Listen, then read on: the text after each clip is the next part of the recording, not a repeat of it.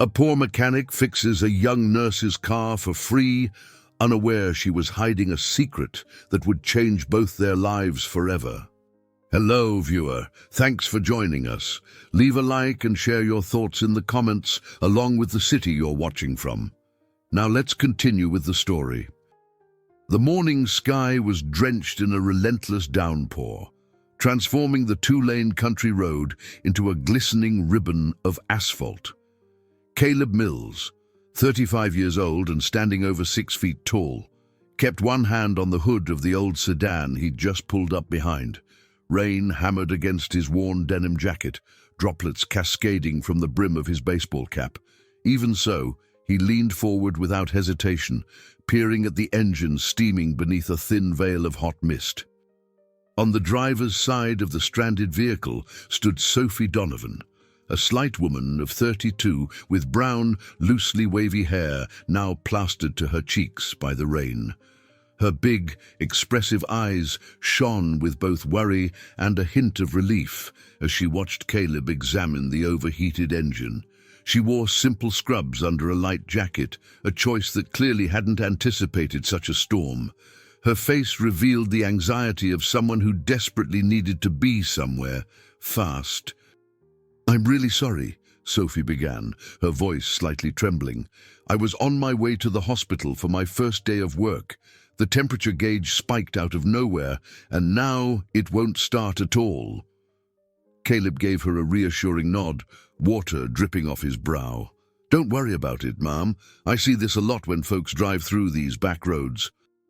Radiator hose must have given out, or maybe it's low coolant causing an overheat." His tone was comforting, though he spoke in short, practical phrases. It was his way, never too many words, but always kind. They stood together in the downpour for a moment, the endless patter of rain, an oddly intimate backdrop to their brief conversation. Sophie explained how she had recently moved to this small town in rural Pennsylvania, though she didn't specify exactly why. And Caleb, focusing on the car's engine, just listened, nodding at the right moments. "I can fix this here, but it's best we tow it to my buddy's shop. I work at a small roadside garage about 3 miles back," he said, glancing at Sophie to gauge her reaction. "We can get you sorted and on your way." Her gaze flickered with gratitude. The day had been off to a rough start, but she could see genuine decency in this tall, broad-shouldered mechanic whose worn jeans and scuffed boots told a story of honest, hard work. She hesitated only a second before agreeing. After all, she was already behind schedule. A passing pickup truck slowed, its driver recognizing Caleb and rolling down a window to shout a quick greeting. "Need help, Mills?" Caleb shook his head politely, hollering back that he had it under control. Within minutes, he had rigged a makeshift fix to cool the engine. Sophie, nearly soaked through, stood by, her arms hugging her own shoulders for warmth. When Caleb finished tightening a clamp, he wiped his hands on a rag from his back pocket. "Try turning the ignition now," he suggested, stepping aside. The car sputtered but eventually roared to life, releasing another plume of steam from under the hood. Sophie's face lit up in relief. She immediately reached for her wallet. "How much do I owe you? I mean, I can't thank you enough."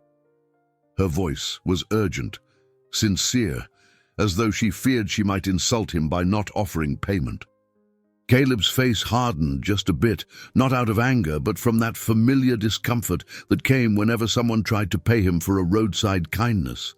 Shaking his head, he answered simply, "No charge. You needed help, that's all." Sophie was momentarily speechless. It wasn't often that she encountered people who did something so generous without expecting anything in return.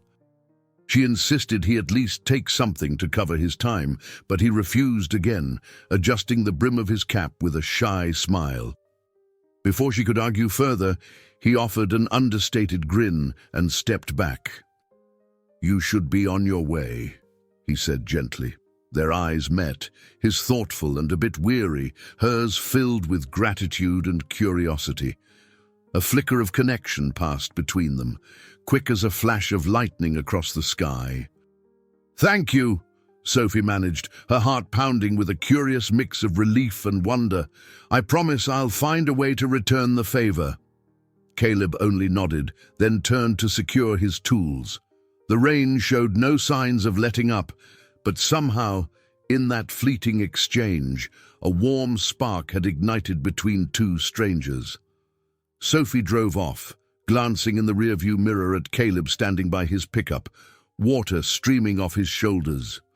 She had no idea that, come what may, their paths were now set on a collision course towards something far more meaningful than a simple car repair in a rainstorm. The following morning arrived grey and damp, with puddles lingering along the roads. Caleb Mills wiped condensation off the office window in the small roadside garage where he worked. Bobby Coleman, 40 years old, burly, and always ready with a wisecrack, brought Caleb a steaming cup of coffee. "Is this about the woman you helped yesterday?" Bobby teased, noticing Caleb's distant stare. "I can practically see gears turning in that head of yours." Caleb shrugged noncommittally. "She was just in a tough spot. I'd have done the same for anyone." Yet his gaze kept drifting outside, as if expecting Sophie's car to roll up at any moment. Meanwhile, Sophie Donovan was having her own challenging morning. She hurried through the bustling corridors of the local hospital, where white fluorescent lights illuminated every anxious face. She was officially late for her first day, thanks to the rain and her roadside misadventure. Staff members paused to glance at her as she introduced herself as a new nurse. Some offered polite greetings, while others seemed skeptical of the newcomer who wasn't off to the best start. Once she'd settled into a cramped locker room, Sophie flipped through her phone, searching for any messages about orientation or a welcome briefing. Instead, her screen lit up with an incoming call she instantly recognized. Stepping into a quiet hallway, she answered, trying to keep her voice steady. "Hello, Dad," she whispered, glancing over her shoulder. "Yes, I'm here. No, I won't be late tomorrow." "Yes, I know how important impressions are."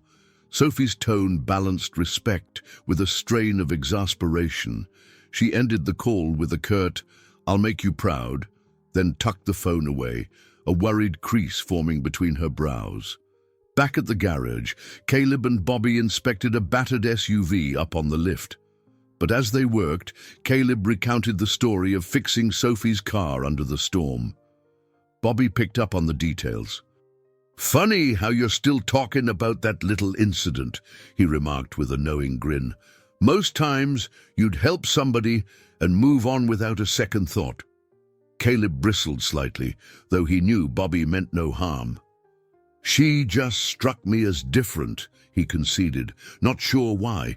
Maybe she was extra grateful, or maybe I was just too soaked to think straight. He tried to sound indifferent, but there was a spark behind his words. Meanwhile, Sophie's day inside the hospital proved both hectic and eye-opening. During an orientation tour, she overheard nurses gossiping about how the hospital had recently been acquired by a new owner, someone rumored to be sharp, business-minded, and intent on big changes. Sophie bit her lip, resisting the urge to comment. She wondered if anyone already suspected she might be that owner's daughter. Although she was determined to succeed on her own merits, the fear of her true identity coming to light sooner than she'd like weighed heavily on her. After her shift, Sophie retreated to a quiet corner near the nurse's station. She scrolled through her contacts until she reached Caleb's name, which she'd saved after finding his business card tucked next to the vehicle registration in her glove compartment. A thought danced in her mind. Should she call to say thank you again? Maybe find some excuse to drop by the garage. She felt a flicker of anticipation, but then turned off the screen, reminding herself she hardly knew him. Simultaneously, across town, Caleb was cleaning up at the garage. He found himself wondering about that nurse and what had brought her to their small community. Usually, he was content with a steady routine, fixing vehicles, chatting with neighbors, and heading home to a modest place he called his own. But now, a small shift had occurred inside him, an undercurrent of curiosity he couldn't quite ignore.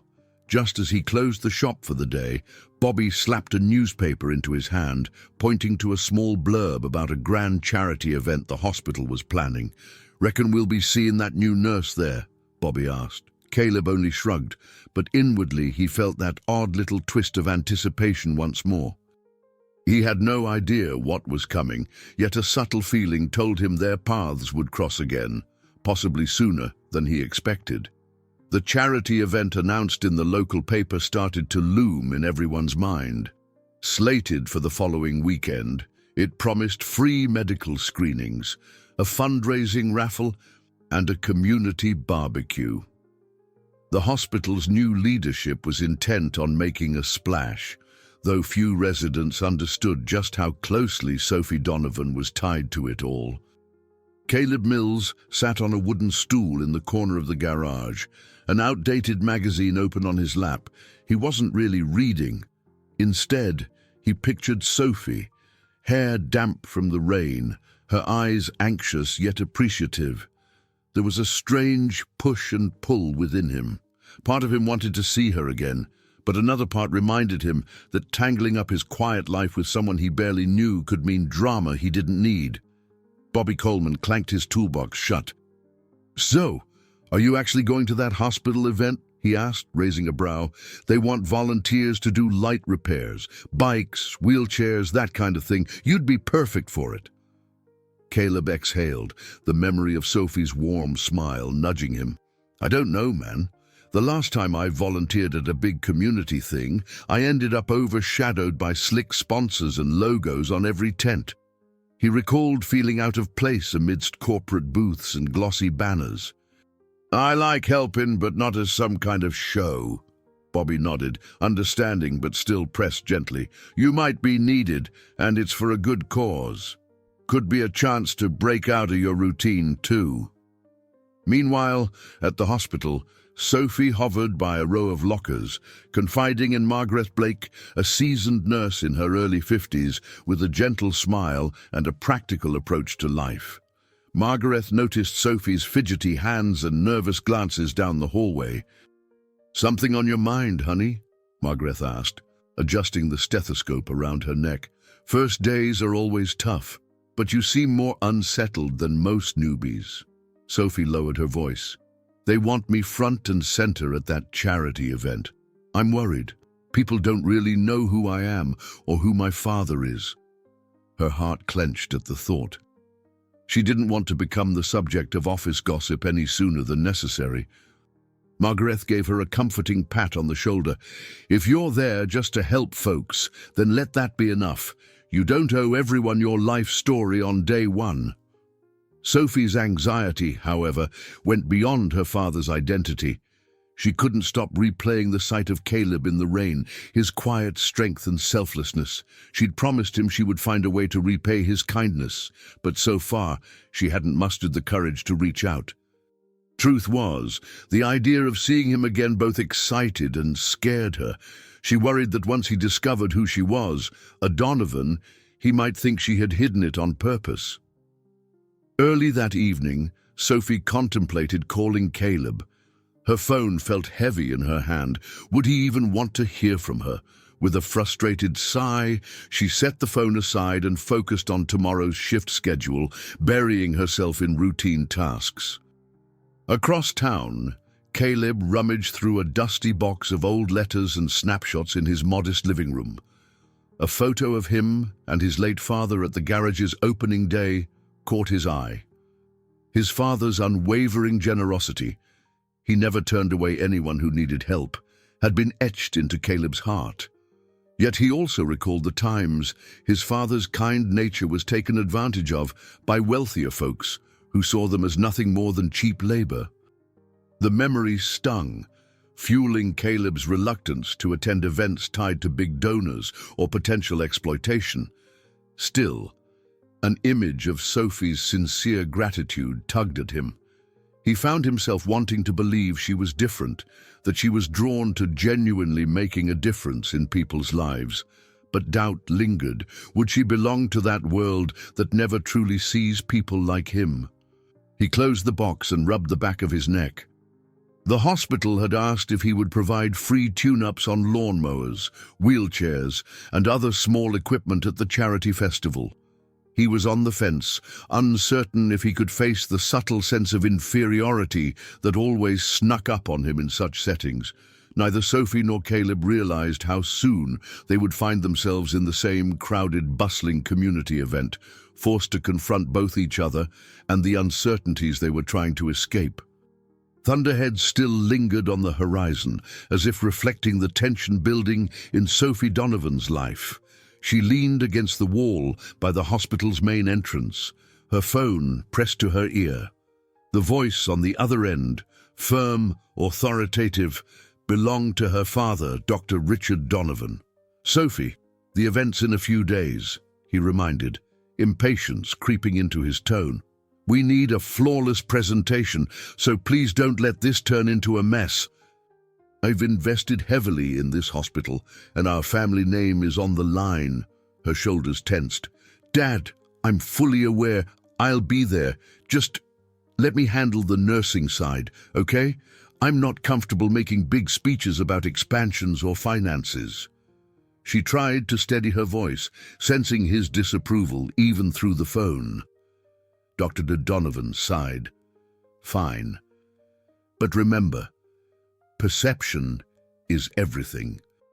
The community needs to see the hospital as a positive force, and you're part of that image." He ended the call abruptly, leaving Sophie feeling both resentful and guilty. By late afternoon, she was assisting with patients in the emergency department. Margaret Blake paused beside her with a gentle smile. "You look like a woman under a ton of pressure. Everything all right?" Sophie shrugged, forcing a smile. "Yes, just family stuff. My father can be intense, and I'm trying to make it on my own here." Margaret nodded sympathetically, but didn't pry further. Sophie was grateful for that simple kindness. She felt increasingly torn between her personal goals and the looming shadow her father's ambitions cast. On the opposite side of town, Caleb Mills also found himself weighed down by outside pressures. The small roadside garage was busier than usual, and he was already 2 vehicles behind schedule. A local farmer's tractor engine had blown out unexpectedly, and a neighbor's pickup needed urgent transmission work. All while the hospital's representatives kept leaving polite but persistent voicemails asking if Caleb had decided to volunteer at the charity event. "It's not that I don't want to help," he muttered, deleting another message. "I just don't want to get tangled in all that corporate nonsense." Bobby, adjusting his cap, overheard. "I get it, but maybe you're painting it all with the same brush. Could be this event isn't just for show. You heard about that nurse, right? She's apparently the real deal, cares about folks." He arched a brow, obviously hinting at Sophie. Caleb didn't respond, but his mind went back to that rainy roadside. He couldn't deny she seemed genuinely kind and down to earth, which made the idea of seeing her again quietly appealing. Yet the fear of stepping into a world where he didn't feel he belonged held him back. Evening settled, and Sophie clocked out, her feet aching from hours on the go. As she passed the hospital's administrative hallway, she spotted a new poster featuring her father's photograph, next to bold letters announcing Hospital Expansion Initiative. Plans were well underway for major renovations, maybe more than the community realized. Her gut twisted. She knew expansions often meant big changes, and not always in ways that benefited everyone. She remembered hearing locals talk about how small businesses could be forced to relocate if the hospital's property acquisitions spread too far. Could it affect the little garage where Caleb worked? The thought unsettled her more than she cared to admit. The night sky was streaked with fading purple light when she finally headed home. She felt torn in multiple directions. her father's expectations, the community's needs, and her own growing attachment to the place, and possibly to a certain mechanic. She couldn't quite articulate why she was drawn to Caleb's steady presence, but something about his honest labor and quiet generosity resonated deeply within her. Meanwhile, Caleb locked up the garage, flipping off the lights before stepping into the twilight. He stared at the phone number he'd jotted down for Sophie, written on a small, oil-stained receipt. He tucked it back into his wallet, wrestling with a wave of uncertainty. Maybe volunteering at the event would allow him to see her again, see how she really operated within that hospital system. Yet part of him questioned if he could handle the potential disappointment of realizing she was far out of his league. As the sky darkened, both Sophie and Caleb found themselves in quiet corners of their respective homes, contemplating the same event that loomed just days away. A gathering meant to unify the town, but one that might expose every secret and insecurity they had tried to keep hidden. Sophie woke to the buzz of her phone vibrating on the nightstand. She rubbed her eyes, heart fluttering with apprehension. The charity event was tomorrow, and a flurry of last-minute updates from the hospital staff flooded her notifications. With a resigned sigh, she pushed the covers aside and got ready for the day, pulling on a comfortable sweater and jeans. Although her father might have preferred her in something more polished, she craved a slice of normalcy, just one morning to feel like herself. By mid-morning, Sophie found a moment of refuge in the hospital cafeteria, sipping lukewarm coffee. Margaret joined her, lowering herself into a chair with a tired smile. "Feeling ready for the big show tomorrow?" the older nurse asked gently.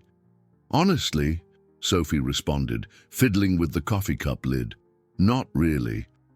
I know I have to be there and I want to help, but I can't shake the nerves. And..." She paused, picking her words. "There's someone I met. I keep wondering if he'll show up." Margaret's eyes sparkled. "Oh, someone from around here?" Sophie nodded, cheeks warming. "He's a mechanic named Caleb Mills. He helped me when my car broke down on that stormy day. He refused to take any payment, and, well, he's different, quiet, really genuine." She took a breath. "But I'm afraid if he learns who my father is, it'll change how he sees me." Margaret reached over and patted Sophie's hand. "People can surprise you, dear, and it sounds like you two already share a sense of kindness." Meanwhile, Caleb was pacing the length of the garage's office, the volunteer sign-up form resting on the desk. He'd spent half the morning debating whether to accept the hospital's invitation to do small repairs during the event. Bobby, leaning against the doorway, finally piped up, "You know you want to go, so why not stop agonizing? You've always cared about folks in this town." Caleb paused, exhaling. "Yeah, but what if it's all politics, and I'm just some show pony in the corner? I don't want to be used, Bobby." Bobby's grin softened. "Let's say it is about show for some folks. But for others, like that nurse you can't stop thinking about, maybe it's about genuinely helping.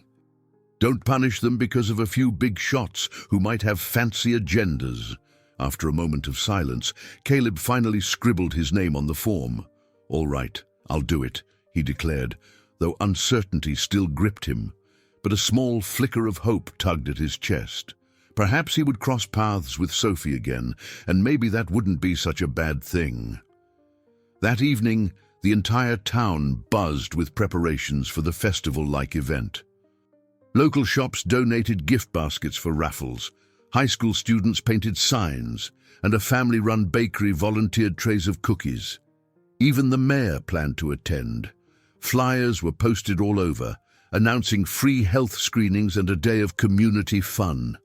In her modest apartment, Sophie folded a freshly laundered set of scrubs she planned to wear in the triage station. Her heart pounded whenever she imagined encountering Caleb among the volunteers. Was she being silly to hope he'd show up?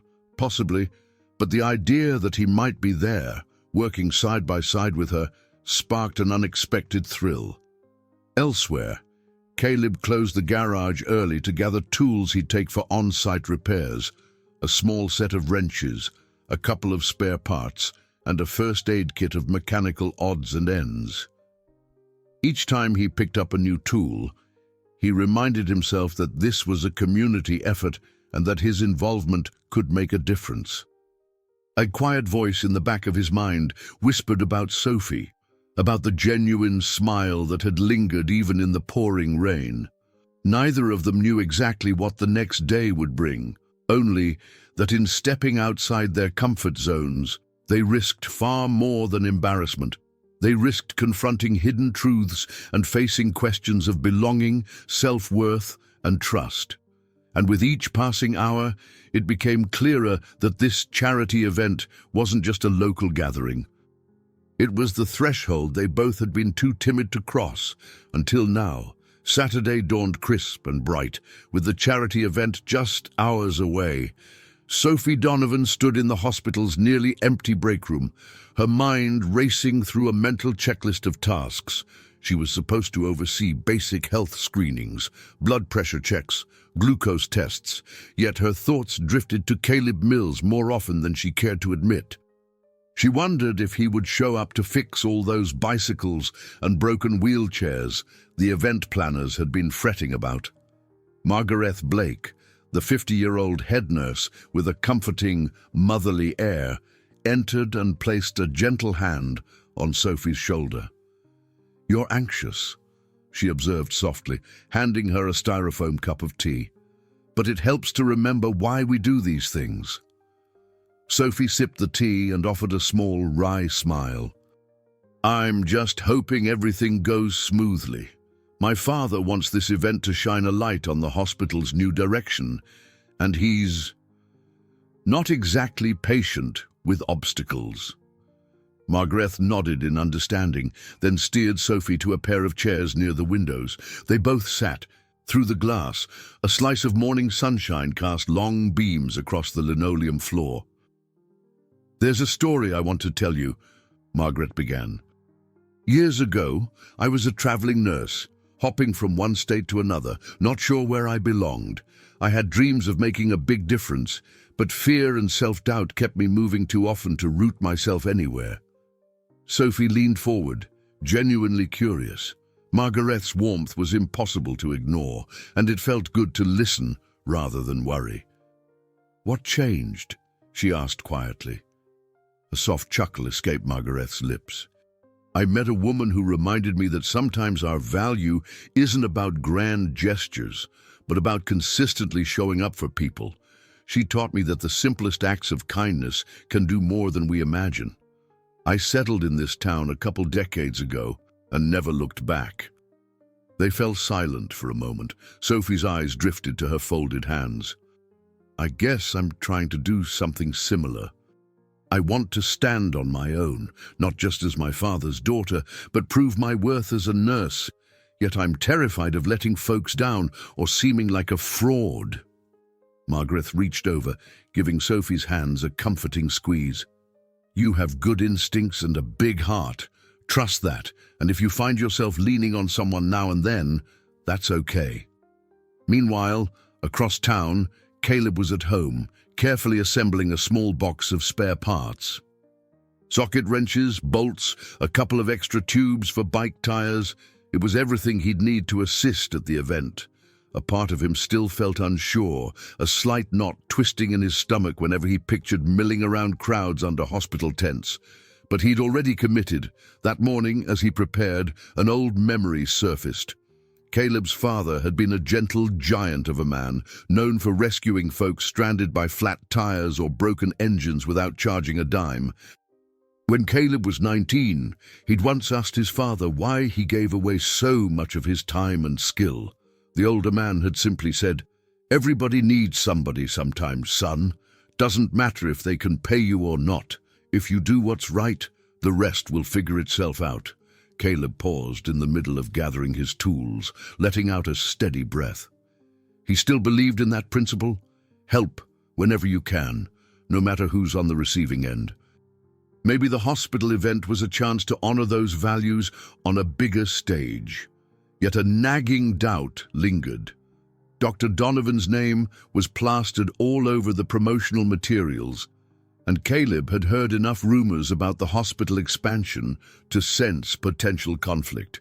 Could helping them undermine the small businesses in town? Nevertheless, he decided to trust his instincts. The memory of Sophie's sincere gratitude under that pouring rain reminded him that not everyone was out to exploit kindness. Perhaps this event could reveal a different side of the hospital and give him the opportunity to know Sophie better. With the morning sun growing warmer, Margaret and Sophie wrapped up their quiet talk at the hospital while Caleb loaded the last of his tools into his truck. Each carried the encouragement and wisdom they'd gathered over the years. And although neither Sophie nor Caleb consciously realized it, they both possessed the kind of generosity and grit that could make this day more than just a public relations affair. Something deeper, something transformative, was taking shape, fueled by shared resolve and the simple, powerful willingness to do good. Early morning sunlight cast a gentle glow as Sophie stepped out of her modest rental house. The day of the charity event had finally arrived. She carried 2 tote bags, one with medical supplies, the other with personal items like a water bottle and a light jacket. She paused on the front porch, inhaling the crisp air laced with the scent of dew-soaked grass. Despite her nerves, there was also a tingle of excitement coursing through her. By the time she reached the hospital parking lot, volunteers were already bustling about, unloading tables and crates of promotional materials. Sophie jumped in, helping arrange the triage station where she and a couple of other nurses would do blood pressure checks and basic evaluations. Now and then, she'd catch a glimpse of the event posters featuring her father's name and photo, feeling that familiar knot of pressure tighten in her chest. Across town, Caleb did a final check of the garage before locking up. Bobby Coleman walked up, arms folded, wearing a grin. "You're really doing this," Bobby said, patting Caleb on the back. "I didn't expect to see you volunteering under the hospital's banner." Caleb turned the key in the lock and frowned slightly. "I'm still not sure how I feel about all this, but folks keep saying it's for a good cause, and I promised to help repair bikes and such." He stepped back, gazing at the faded sign above the garage door as though he were saying goodbye to more than just a building for the day. This place was his haven, where everything felt under control. Stepping out into a public event, and especially one tied to big sponsors, felt like venturing onto uncertain ground. Bobby gave a supportive nod. "Well, I'll swing by later with the family. Let's see what this hospital crowd's all about." As Caleb drove toward the open field near the local park, the site of the day's festivities, he observed vendors setting up colorful tents. Groups of teenagers hoisted bright balloons around a central stage, and an older couple arranged homemade crafts on folding tables. Caleb parked his truck in a designated volunteer area, feeling the first stirrings of genuine anticipation. Perhaps he'd find Sophie, or at least learn a bit more about her world. Meanwhile, at the hospital's triage tent, Sophie noticed a small sign that read, "Complimentary Repairs, Caleb Mills, Mechanic," standing beside a row of battered wheelchairs and a stack of bicycles. Her pulse sped up momentarily. Even though she was supposed to be focused on finalizing the blood pressure station, she couldn't help scanning the sea of faces for a glimpse of him. Margaret soon arrived, wearing a cheerful expression.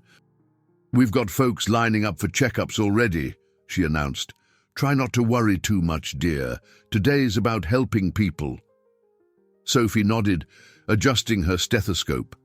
Despite Margaret's reassurance, she could feel her anxiety fluttering in her stomach. The sight of her father walking across the lawn, flanked by a few well-dressed hospital board members, only heightened her nerves. She was determined to maintain a low profile, staying in her nurse's role rather than stepping into any spotlight. Caleb's truck rumbled a little as he pulled around to the designated repair station.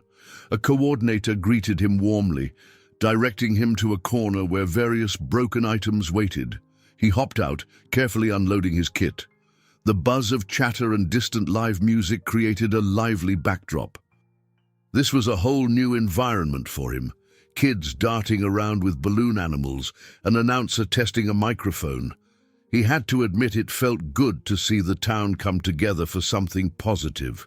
Sophie finished arranging bandages and gloves, then looked up in time to see Caleb, tall, strong-build, wearing a simple grey t-shirt and jeans, stooping beside a wheelchair. He appeared fully absorbed, examining the front wheel that kept catching on the frame. Her heart gave a small, involuntary leap at the sight of him actually here, in her orbit again. With that unspoken acknowledgement of each other's presence, Sophie and Caleb took their first steps away from their comfortable corners of the world. The event might still be a swirl of unknowns, but they were here, ready, or almost ready, to meet whatever came next. There was no telling how their lives would shift by the day's end, but for better or worse, they'd both parted ways with their old sense of routine, stepping forward into something neither could quite name yet. A warm breeze carried the scent of fried dough and grilled hot dogs through the sprawling festival grounds, where colorful pennants flapped overhead. Families strolled between booths offering face painting, homemade crafts, and local produce. At the heart of it all, a large banner read Community Health and Charity Day, sponsored by the hospital. Caleb Mills found himself pleasantly surprised by the cheerful vibe. This was nothing like the stiff, corporate affair he had imagined. He'd set up his repair station under a small canopy near the triage tent. Within minutes, he had already fixed a teenager's bicycle chain and tightened some wheelchair brakes for an elderly gentleman. Onlookers occasionally paused to watch his skilled hands at work. Caleb's strong forearms and focused gaze made him appear every bit the dedicated craftsman. Each sincere thank you he received reminded him why he'd come. Only a short distance away, Sophie Donovan busied herself at a makeshift desk for blood pressure screenings. Clad in her scrubs, she projected a calm, professional air as she greeted each visitor with a reassuring smile. Though her mind raced with all sorts of concerns, particularly about her father's looming presence somewhere in the crowd, her training kicked in, and she guided each patient smoothly through the process. In the lulls, she found herself glancing Caleb's way, watching him intently adjust a wrench or chat briefly with someone. There was something disarmingly genuine about his manner. Round midday, a local band started playing folksy tunes on a small stage in the center of the park, adding to the festive atmosphere. Margaret wandered between the triage station and the nearby booths, ensuring everything ran smoothly. Occasionally, she'd catch Sophie stealing a glimpse toward the repair canopy and chuckled quietly to herself. At one point, fate intervened in the form of a broken stroller. A flustered mother, juggling a cranky toddler and a diaper bag, approached Sophie's station by mistake. "I'm sorry, but do you know if there's anyone here who can fix this wobbly wheel?" the woman asked, a note of desperation in her voice. Sophie smiled, gently pointing across the grass. "Yes, right over there. Caleb Mills can help. He's the best at that sort of thing." The mother thanked her and headed off. Sophie hesitated, then seized the moment to request a short break. Her colleague took over the blood pressure checks, and she walked slowly across the field, weaving through the crowd until she reached Caleb's station. He was kneeling on one knee, looking intently at the broken stroller, offering calm reassurance to the anxious mother. "There," Caleb murmured, tightening a small bolt. "It should steer a lot better now. If it gives you more trouble, just come back." As the mother thanked him profusely and departed, Sophie stepped forward. "Busy day?" she asked, voice light but with a hint of shyness. Caleb looked up, a gentle spark lighting his eyes. "Sure is," he said, pushing himself to his feet. "But this is nice. People seem happy to be here." He paused, noticing Sophie's faint smile. "And you? How's the triage going?" She shrugged, turning momentarily to watch a line of families headed toward a face-painting booth. "It's good. Surprising how many folks haven't had a blood pressure check in ages. I'm glad we're offering this for free. Feels like we're actually doing something useful." Caleb nodded. "Yeah, helping folks," he said, echoing a simple truth that had guided him all his life. He then looked at her more directly, noting the sincerity in her gaze. You're all settled in town now, I guess?" Sophie sensed his underlying question. Why had she really come here? She wanted to answer honestly, but it was complicated. Still, she managed a small, genuine response. "I'm here to stay, trying to make it on my own, though that's not always easy." A flicker of understanding passed over Caleb's face. Before either could say more, another volunteer bustled over, carrying a cracked wheelchair armrest that needed immediate attention. Sophie squeezed Caleb's hand gently, almost as a silent promise that they'd talk again soon, then hurried back to the triage station. For a split second, their eyes locked in a mutual acknowledgement. Something more than passing interest was growing between them. All around them, the festival buzzed with cheerful noise, laughter, music, announcements echoing from the stage. But beneath that surface excitement, two people were quietly forging a connection, drawn together by compassion, sincerity, and the unspoken hope that this day might become the turning point neither had planned for but both were beginning to crave. As the afternoon sun reached its peak, the festival grounds grew increasingly crowded. Children scampered about with cotton candy, couples browsed vendor booths, and senior citizens took advantage of free checkups. Caleb found himself juggling a growing line of broken items, rusty bikes, jammed wheelchair parts, even a squeaky garden cart. Although the workload was significant, he felt oddly energized by the appreciative smiles of those he helped. From her station at triage, Sophie periodically looked over. Each time she caught a glimpse of Caleb's rugged, focused face, she felt a reassuring warmth. He was in his element, quietly fixing what others deemed unusable. In her heart, she recognized the parallels with her own nursing, tending to what was fragile or broken. A subtle sense of affinity made her stomach flutter. Eventually, an older man in a plaid shirt came by to have his glucose tested. "You're the new nurse, aren't you?" he asked with a twinkle in his eye. "Yes, sir," Sophie replied, carefully pricking his finger. "I moved here just a couple of weeks ago." He nodded approvingly. "We could use more folks like you and that fella repairing all our busted contraptions." His gaze drifted to where Caleb was stationed. "That's good people right there." Sophie smiled at his words, feeling an inexplicable pride for a man she hardly knew. After finishing her last blood pressure check, Sophie decided to slip away for a quick break. She drifted toward the repair canopy, where Caleb was accepting a folded lawn chair from a grateful volunteer. As soon as Caleb spotted her, the tension in his posture seemed to ease, and he beckoned her over with a friendly grin. "Still holding up?"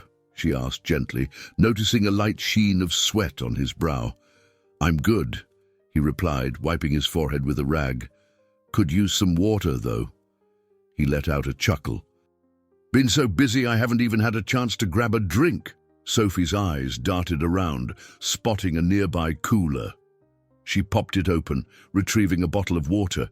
Handing it to him, she teased, "We can't have our star mechanic collapsing in the middle of the event, can we?" He opened the bottle, taking a long drink. "Thanks," he said softly, then glanced at the swirl of festival goers. "You know, this whole thing turned out better than I expected."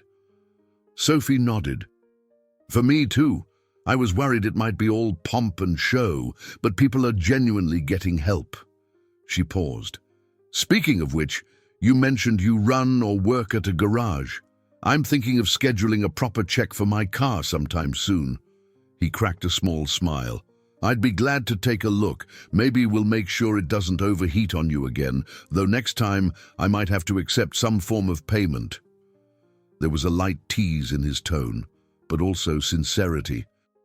Their conversation might have continued, had a harried-looking volunteer not dashed over. "Mr. Mills, the brake on this wheelchair's completely shot. Can you—" Caleb nodded, turning apologetically to Sophie. "Duty calls." "No worries," she replied, stepping back. "I need to get back to the triage anyway." Before leaving, Sophie gave him a gentle pat on the arm, her touch lingering just an instant longer than strictly necessary.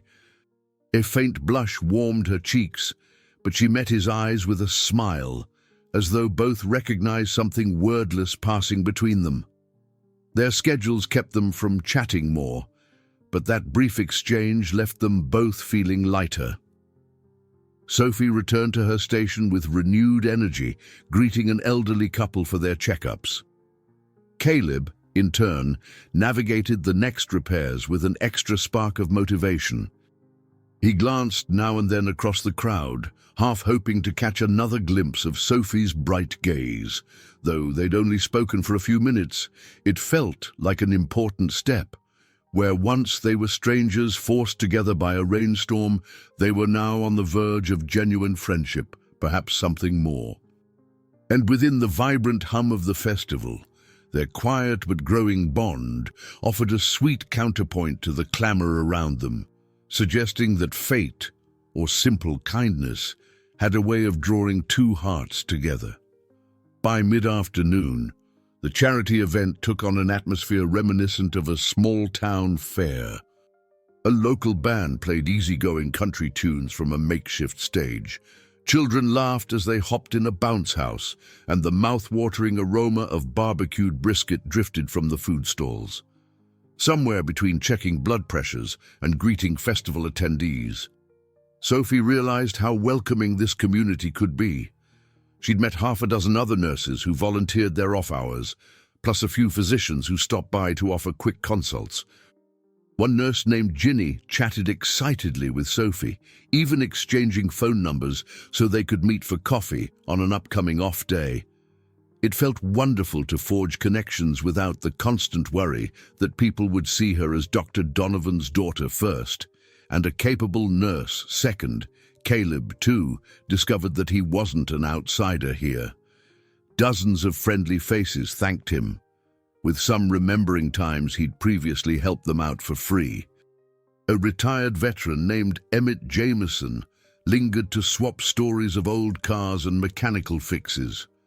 Emmett pointed to a scar on his arm from a decades-ago war injury, then quipped, "But your workmanship on that old truck of mine probably saved me more times than the doc ever did." Caleb laughed good-naturedly, feeling an unaccustomed sense of belonging.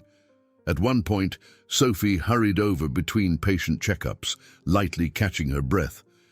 "Did you see the line at the triage?" she asked, her eyes shining with excitement. "We're swamped, but it's amazing how many folks are getting checkups they might have put off otherwise." Caleb straightened from tightening a bike chain, noticing how Sophie's cheeks glowed with a mix of warmth and exertion. "That's great," he replied, rummaging for a clean rag. "It's one thing to have a hospital in town, but if people aren't comfortable coming in, events like this can really help." Sophie nodded, her gaze trailing off as she thought about the bigger picture. She'd heard murmurs from some hospital staff about an upcoming expansion, an initiative headed by her father that might drastically change the local landscape. Part of her worried about how these small businesses and the garage might be affected. She pushed the thought aside for the moment, resolving to enjoy the day for what it was, a chance to meet people and do some good. Just then, Margaret approached with a smile. "You two seem like the hardest working volunteers around. Take 5 minutes to grab something to eat, okay? The brisket stall is handing out plates to volunteers." Caleb shared a quick glance with Sophie, both realizing they were indeed hungry. They strolled side by side toward the food stalls, occasionally stopping to greet acquaintances. The path meandered past a table draped in red gingham cloth, offering free samples of homemade pies. Sophie's eyes lit up at a slice of apple pie dotted with cinnamon, while Caleb gravitated to the brisket station, grateful for a hearty plate of barbecue. They found a spare patch of grass under a large oak tree and sat down to eat. Between bites, they chatted about the festival, about their impressions of town life, and a little about each other's backgrounds, though Sophie still kept quiet about her father's exact role. Caleb, noticing her hesitation, didn't press. He liked that she was trying to find her place on her own terms. After a few minutes, Emmett strolled by with 2 ice-cold lemonades, handing them over with a roguish grin. "On the house, folks." "We appreciate y'all." Sophie raised the cup in a small toast. "To new friends," she said softly, glancing from Emmett to Caleb with a grateful smile. Caleb echoed the sentiment, clinking his plastic cup gently against hers. That simple moment felt cozy, enveloped by the hum of festival chatter and the gentle strum of guitars in the background. Sophie recognized the subtle shift in her own heart. For the first time in a long while, she felt a sense of genuine camaraderie, of being part of something rather than watching from the edges. Caleb, too, let down his guard, if only for a moment, grateful for a day that reminded him life wasn't just about routine repairs and solitary evenings. As they finished their impromptu lunch, the call of duty beckoned them back, Caleb to his canopy of squeaky wheels, Sophie to her line of patients in need of checkups. Yet the warmth of that shared meal lingered, fortifying them against whatever challenges might arise next. And as they parted ways, both carried the sense that this day was shaping into more than just a community gathering. It was laying the groundwork for deeper bonds and unspoken possibilities still to come. Late afternoon sun angled across the fairgrounds, illuminating the crowd that had only grown denser as the day went on. Children chased each other around clusters of folding chairs while local musicians closed out their final set.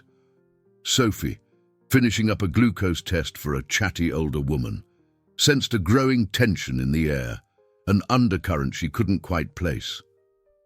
Moments later, she spotted the reason. Her father, Dr. Richard Donovan, had arrived on site with a few hospital board members. Standing near the stage, he looked every bit the dignified businessman, tall, silver hair brushed neatly, wearing a crisp suit despite the day's casual atmosphere. Board members hovered around him, pointing toward different parts of the festival. Their presence commanded attention, and Sophie's heart sank. She knew he had come to make an appearance, perhaps even give a little speech about the hospital's future, but seeing him here, so formal and imposing, filled her with unease. Across the festival, Caleb was handing a newly repaired wheelchair back to a relieved senior citizen. As he turned to grab another tool, he noticed a commotion by the stage. A cluster of well-dressed individuals strode across the lawn, led by a commanding older man. Caleb recognized him immediately from the local newspaper's front page, Dr. Donovan, the new hospital owner. Something about the man's confident stride and no-nonsense expression gave Caleb pause. Just then, Dr. Donovan caught sight of Caleb at the repair station. It took him a moment to connect the dots, but recognition soon dawned in his eyes. He had heard about a local mechanic who'd been volunteering his services today. But he also recalled Sophie's mention of a roadside assistance incident on her first day. His expression hardened. If this was the man who had grown close, perhaps too close, to his daughter, Donovan wanted to see him up close, size him up. Without warning, Dr. Donovan peeled away from his board members and strode toward Caleb. The festival chatter seemed to dull around them as he approached. Caleb felt an instinctive tightening in his gut. "You're Mr. Mills, correct?" Dr. Donovan asked, voice clipped but polite. Caleb nodded, setting down a wrench. "I am. Can I help you with something, sir?" Dr. Donovan regarded Caleb's disheveled hair, grease-stained hands, and simple attire. "I've heard about your generosity," he said. "Fixing cars on the roadside, repairing equipment here for free. Admirable. But I do hope there's no misunderstanding about your motivations. Especially where my daughter is concerned." Caleb blinked, his jaw tensing. He didn't like where this was going. "I don't think I follow," he responded quietly, mindful that a few bystanders were eavesdropping. The doctor's gaze sharpened. "Sophie, she's new here, eager to make an impression. I'd hate for her to get entangled in any arrangement that could undermine her position or reputation at the hospital." A slow burn ignited in Caleb's chest, but he kept his voice calm.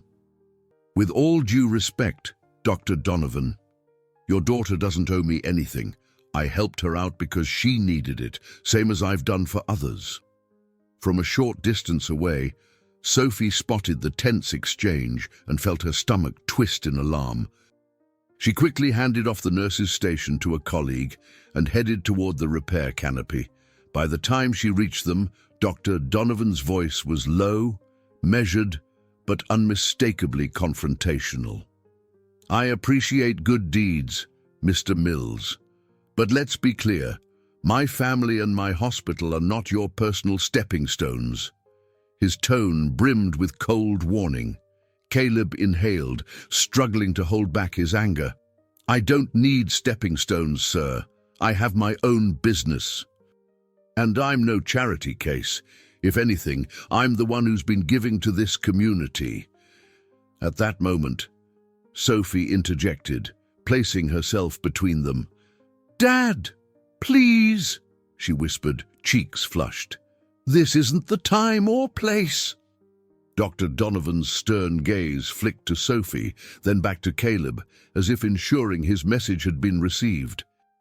Without another word, he turned on his heel and strode away, returning to the group of board members who watched the scene from a polite distance. Caleb exhaled, frustration and confusion churning inside him. Sophie reached for his arm. "I'm so sorry," she said softly, searching his eyes with genuine regret. But in Caleb's mind, Dr. Donovan's warning rattled loudly, echoing a lifelong fear of being seen as unworthy or opportunistic. Before she could explain, Caleb stepped back, shaking his head. "It's fine," he mumbled, though clearly it wasn't. Then he gathered his tools and walked away, heart pounding, leaving Sophie torn between her loyalty to her father and her growing concern for the one man who, until just moments ago, had made her feel truly seen. The sun sank low on the horizon by the time the charity event wrapped up. Streamers and banners still fluttered in the lingering breeze, but most booths had closed. Volunteers packed up tables and tents, calling goodbyes across the lawn. Sophie Donovan stood near the triage station, heart heavy as she replayed the tense exchange between her father and Caleb Mills. A nagging sense of guilt weighed on her. She couldn't forget the look in Caleb's eyes when Dr. Donovan implied he might be using Sophie for personal gain. Caleb had walked away without letting her explain, leaving her clutching her stethoscope in helpless frustration. At the same time, she knew her father felt protective, though in a way that bordered on controlling. Torn between two worlds, Sophie felt more alone than ever. By the time she finished helping pack medical supplies into the hospital van, Caleb was gone. She scanned the grounds but saw no sign of his truck. Margaret Blake, sensing Sophie's turmoil, approached with a gentle hand on her shoulder. "Give him a day or two, honey," she said in her warm, maternal tone. "He's probably upset, and rightfully so, but I've seen the way you two look at each other. This may not be the end." Sophie bit her lip. "I just wish my father had stayed out of it, or at least tried to talk to Caleb without accusing him." Margaret smiled sympathetically. "Dr. Donovan's a proud man, but you're your own person. Don't forget that." Meanwhile, across town, Caleb parked his truck outside the small roadside garage. He sat behind the wheel for a few moments, gazing at the dimly lit sign. He couldn't erase Dr. Donovan's cutting words from his mind, nor the ache of feeling belittled. Memories of past instances when well-to-do folks treated him like a convenient fix-it man flickered through his head. He had tried to let those slights roll off his back, but seeing that same attitude in Sophie's father felt like a punch to the gut. He stepped out of the truck, exhaling sharply as he walked inside. Bobby Coleman was there, sweeping the floor. At the sound of the door, Bobby glanced up, his grin fading when he caught Caleb's hardened expression. "Hey, man, you look like you got run over by a tractor." "What happened?" Caleb dropped his toolbox onto the workbench with a thud. "Dr. Donovan happened. Called me out in the middle of the festival. Pretty much accused me of taking advantage of Sophie, like I'm after her or the hospital's money." Bobby whistled softly. "That's rough.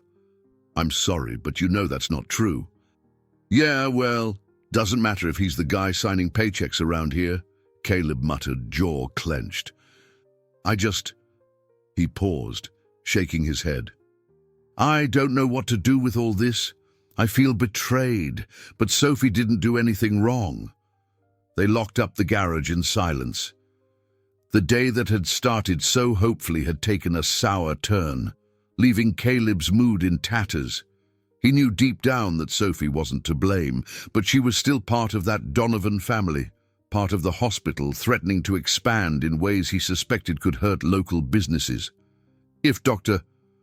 Donovan truly had power to reshape the town, perhaps even the humble roadside garage wasn't safe from future demolition or relocation. That night, Sophie tried calling Caleb twice, but each attempt went straight to voicemail. She left a brief message, voice tight with emotion. "Caleb, I'm so sorry about what happened. I wish you'd let me explain. Please call me back if you can." Caleb lay awake in his small, sparsely furnished living room, phone silent on the coffee table. He stared at the ceiling, torn between the sting of Dr. Donovan's accusations and the memory of Sophie's genuine warmth. Eventually, exhaustion took over, and he drifted into a restless sleep.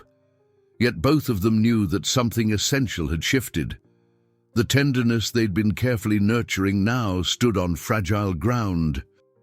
And looming over everything was the question of the hospital's expansion, a development that might bring prosperity for some, but would spell real trouble for others like Caleb. Unresolved, the tension of that day threatened to widen the divide between them, pushing their tenuous bond toward a point of rupture neither had wanted, yet both feared might be inevitable. The following morning, a somber mood settled over the small Pennsylvania town. The charity event had been declared a success in local news, but behind the scenes, ripples of unease spread. Talk of the hospital's potential expansion project began surfacing, stoking fears among small business owners. Some whispered that Dr. Donovan intended to buy up more land around the facility, possibly leading to higher rents or forced relocation. Caleb Mills unlocked the garage around 8, his heart not in it. Ordinarily, he found comfort in the clang of metal and the hum of engines, but today he moved mechanically from one task to the next. Bobby Coleman noticed his friend's distraction and gently prodded. "Any chance you talk to Sophie?" Caleb shook his head, fiddling with a carburetor. "No, I got her voicemail, but I just didn't feel ready. Feels like there's more at stake than just my pride here." Bobby nodded, concern etched on his features. "You know, there's a rumor floating around that Dr. Donovan's expansion might stretch all the way up this road, maybe turning it into a commercial zone. That could mean big changes for this old garage." A heavy silence fell. Caleb clenched his jaw, then let out a weary sigh. "I've heard the same. The new owner of the hospital is apparently unstoppable. Guess that's what power and money can do." He paused, eyes flicking toward the front door. "All the same, Sophie didn't have anything to do with those decisions. I need to remember that." Meanwhile, at the hospital, Sophie navigated the corridors, her steps echoing in the tiled hallway. She felt the quiet weight of her colleagues' glances, some sympathetic, some curious. Though none openly mentioned the confrontation at the festival, rumor mills churned. In the staff lounge, she found Margaret sipping coffee alone, eyes scanning a newspaper spread out on the table. "Morning," Sophie greeted, sinking into a chair beside her. The front-page headline declared, "Hospital's charity event a hit, talk of expansion grows." Sophie's stomach fluttered uneasily at the sight. Margaret folded the paper. "There's been chatter. People are concerned about potential layoffs or department shifts. Dr. Donovan's plans aren't fully transparent yet. Some staffers worry the hospital might take a direction that emphasizes profit over community care." Sophie nodded. "I've seen glimpses of the proposals. They're ambitious, but they could displace local businesses and, well, I'm worried." Margaret studied her for a moment. "Worried about the town or worried about Caleb?" Sophie sighed, cheeks warming. "Both. I tried calling him, but he hasn't called back. And I've been thinking, if my father's expansion plans threaten his garage, that's more reason for Caleb to resent me." Margaret set down her coffee and leaned in. "Listen, dear. I've worked under plenty of administrators. Big personalities who think they know best for everyone.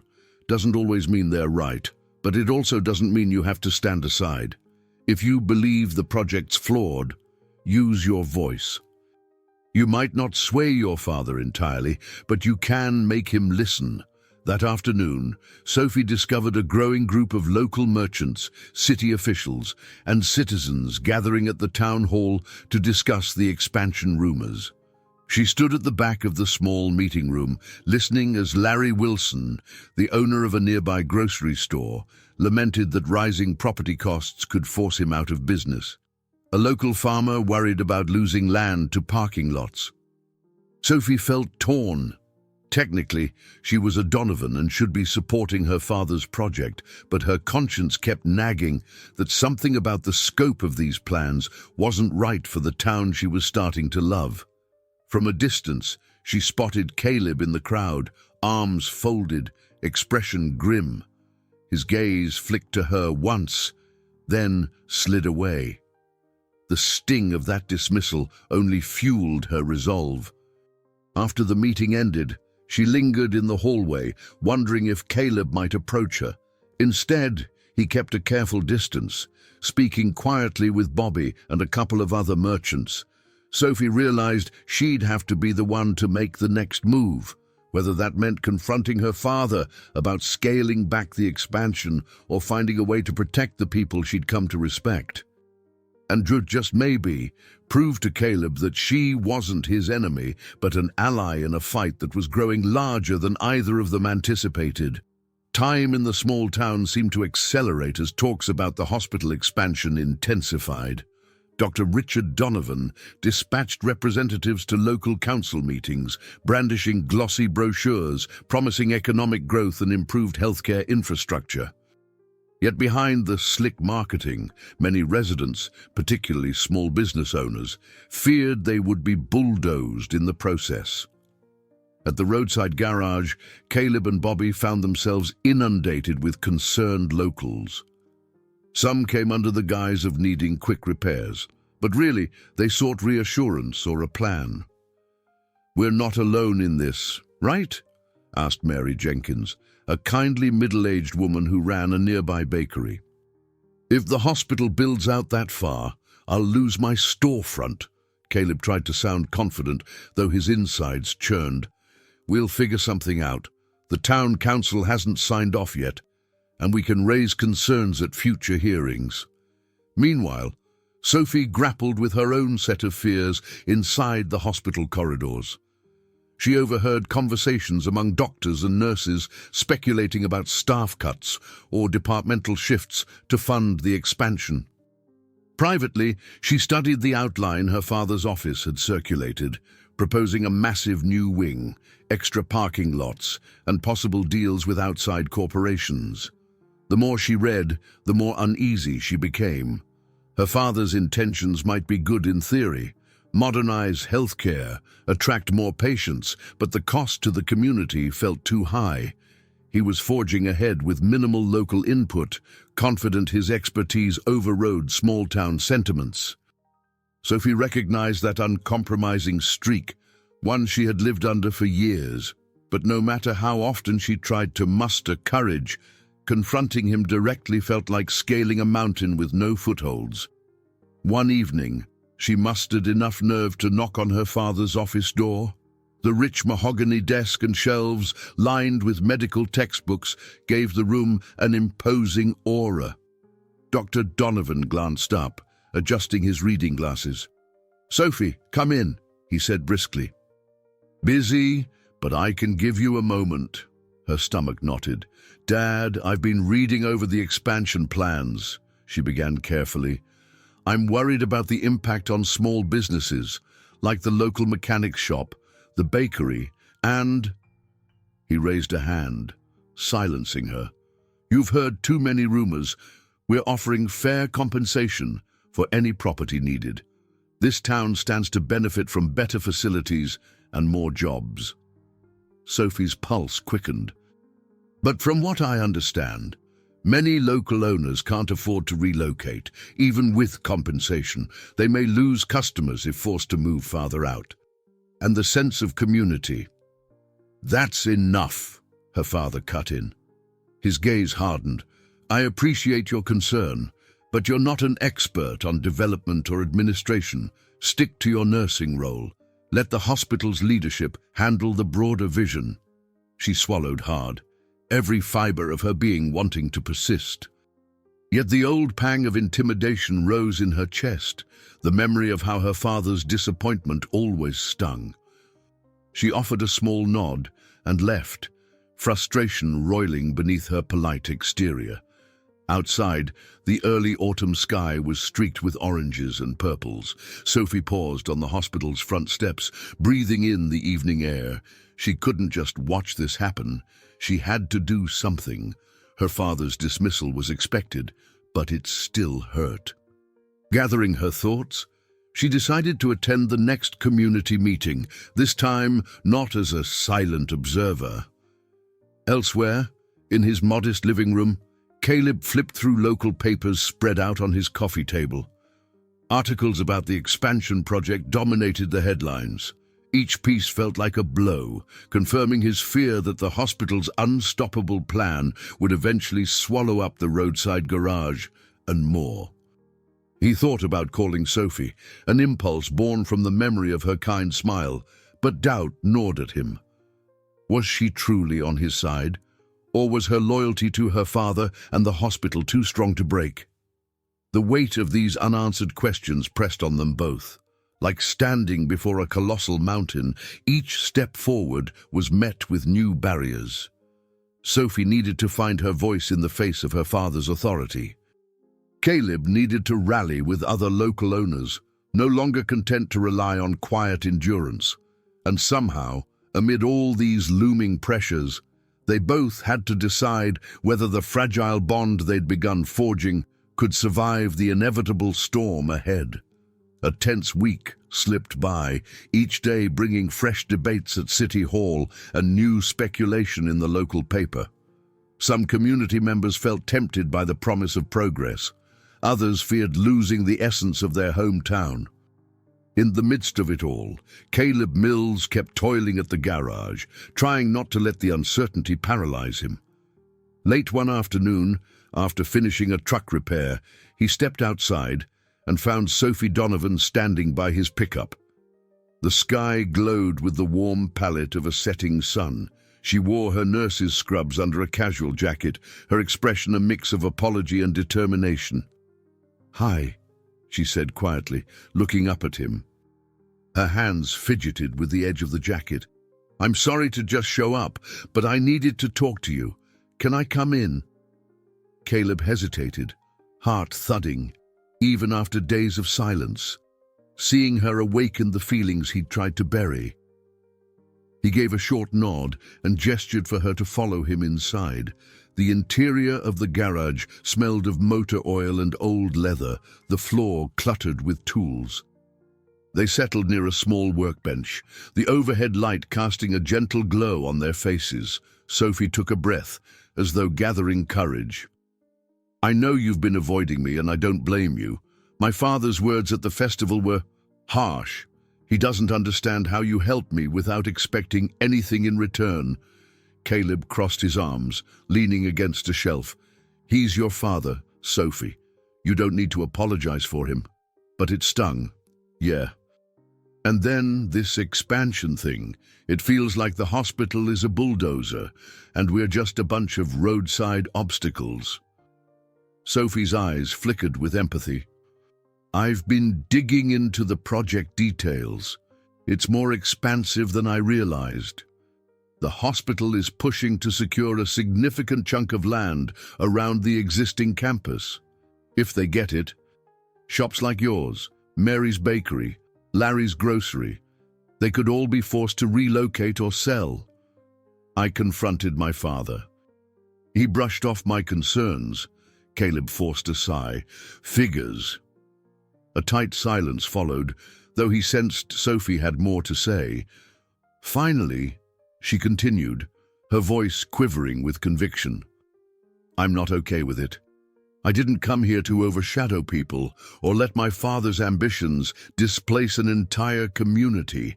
That's why I've been attending the council meetings, trying to show them alternative proposals. I even have some contacts who might help me question the legality of acquiring certain properties." She offered him a folder of documents. "Notes I've compiled. Possible ways to slow or amend the project so local businesses aren't destroyed." He looked down at the folder, then at her. "You're serious about this?" There was a tinge of surprise in his tone, mingled with cautious hope. She nodded firmly. "I am. I believe in expanding healthcare access, but not at the cost of uprooting everyone else's livelihood. I want to help the town find a middle ground." Their gazes locked, the emotional undercurrent too strong to ignore.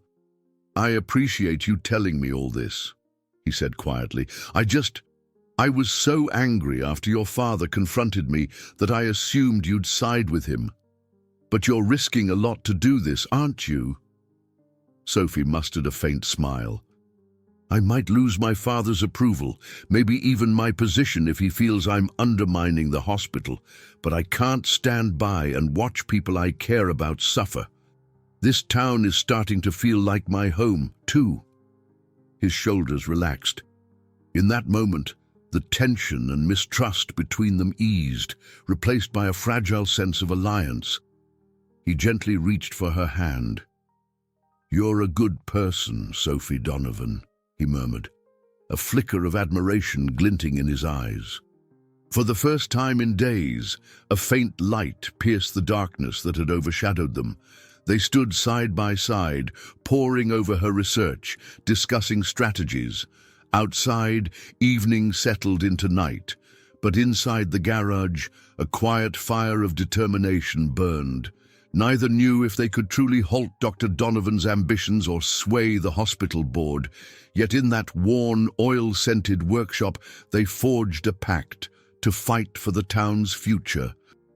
And in doing so, they reignited the tender spark that had first emerged on a rain-soaked roadside, uniting them with renewed purpose and the hope that together they might shine a light bright enough to guide the entire community through whatever dark times lay ahead.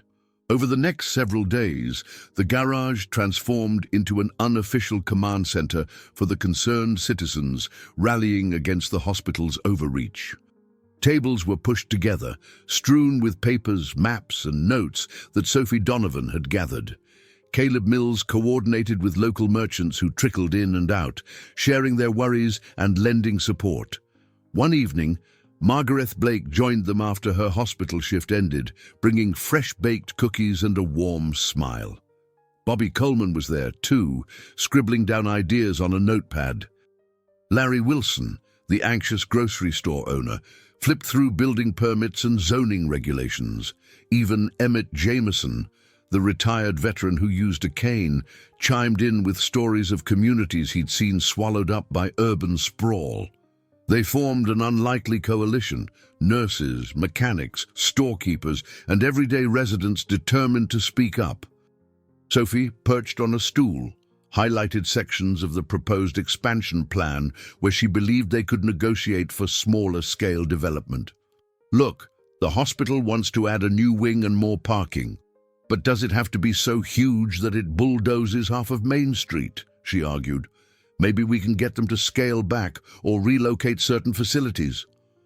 Bobby ran a hand over his short beard, glancing at Caleb. "And how do we even get Dr. Donovan's attention?"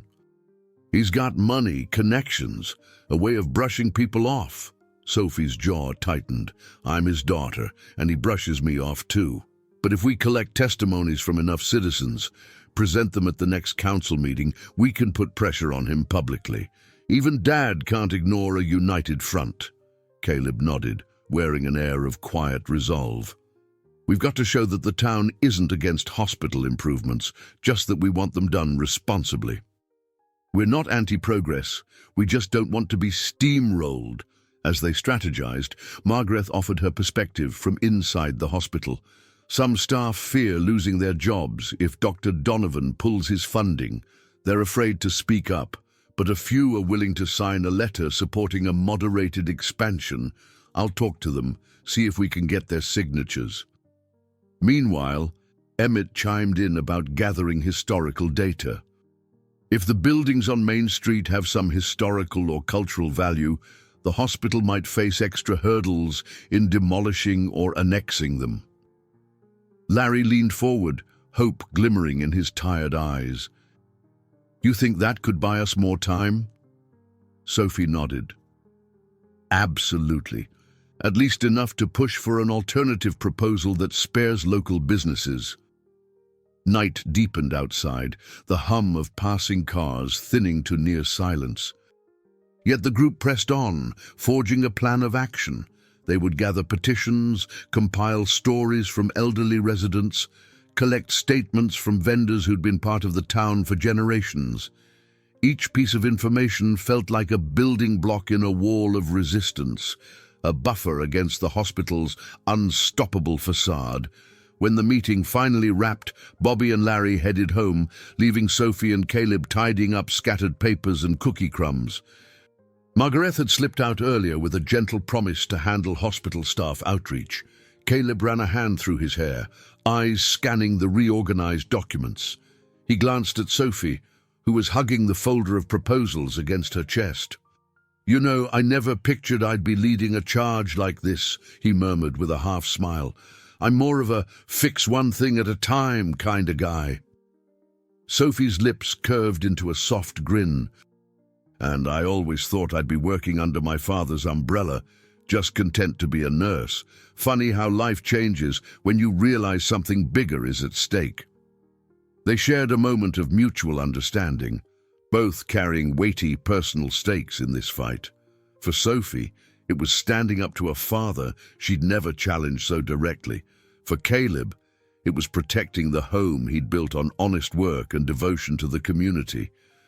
The spark between them felt stronger than ever, forged now in purpose as well as affection. As Caleb reached to flick off the overhead light, Sophie rested a hand on his shoulder.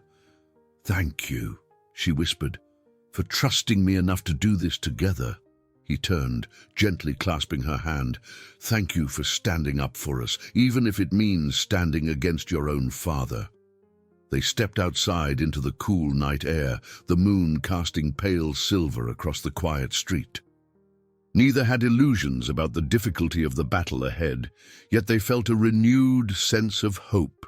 Together, they were preparing for a confrontation that would test not only their determination, but also the fragile bond blossoming between them. And if they succeeded, they wouldn't just save a few buildings, they might just reshape an entire future, proving that even the toughest battles can be met head-on when hearts and minds unite. A hush fell over the crowded municipal auditorium as the gavel struck wood. The town council meeting was about to begin. and half the residents of the small Pennsylvania community seemed to have squeezed into the fold-out chairs.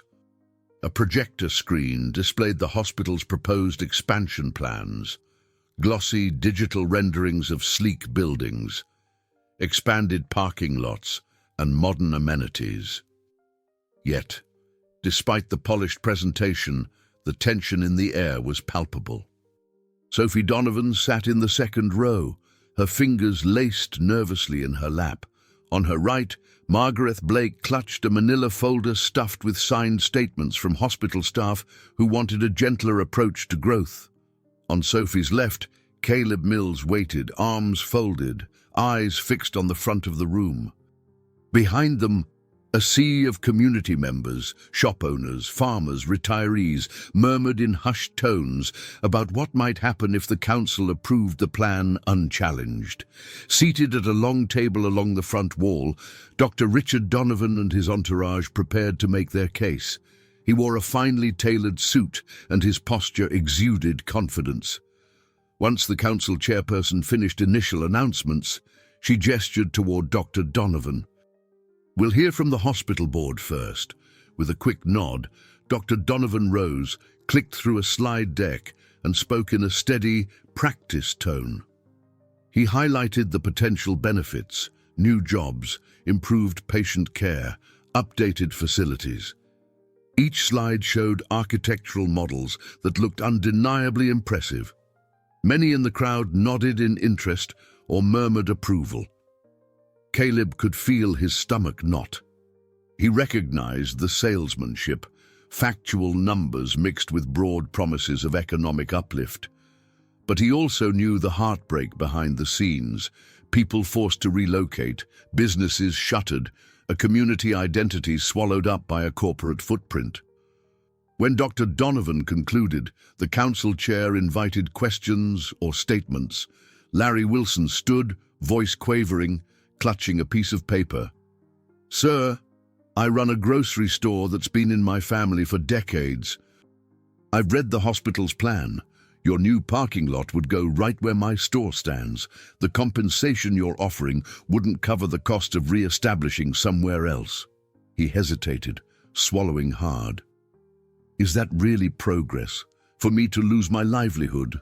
Dr. Donovan inclined his head, but offered a measured reply.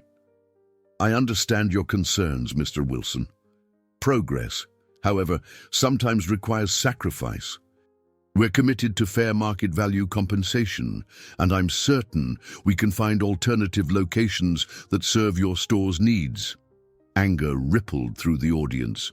Several voices rose, but the council chair hammered the gavel, restoring order. Sophie felt her pulse spike. She knew it was now or never. Standing, she cleared her throat.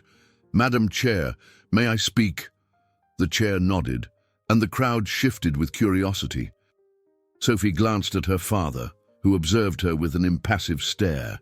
She steadied her breath. "My name is Sophie Donovan. I'm a nurse at the hospital, and also Dr. Donovan's daughter. But I'm here as a member of this community.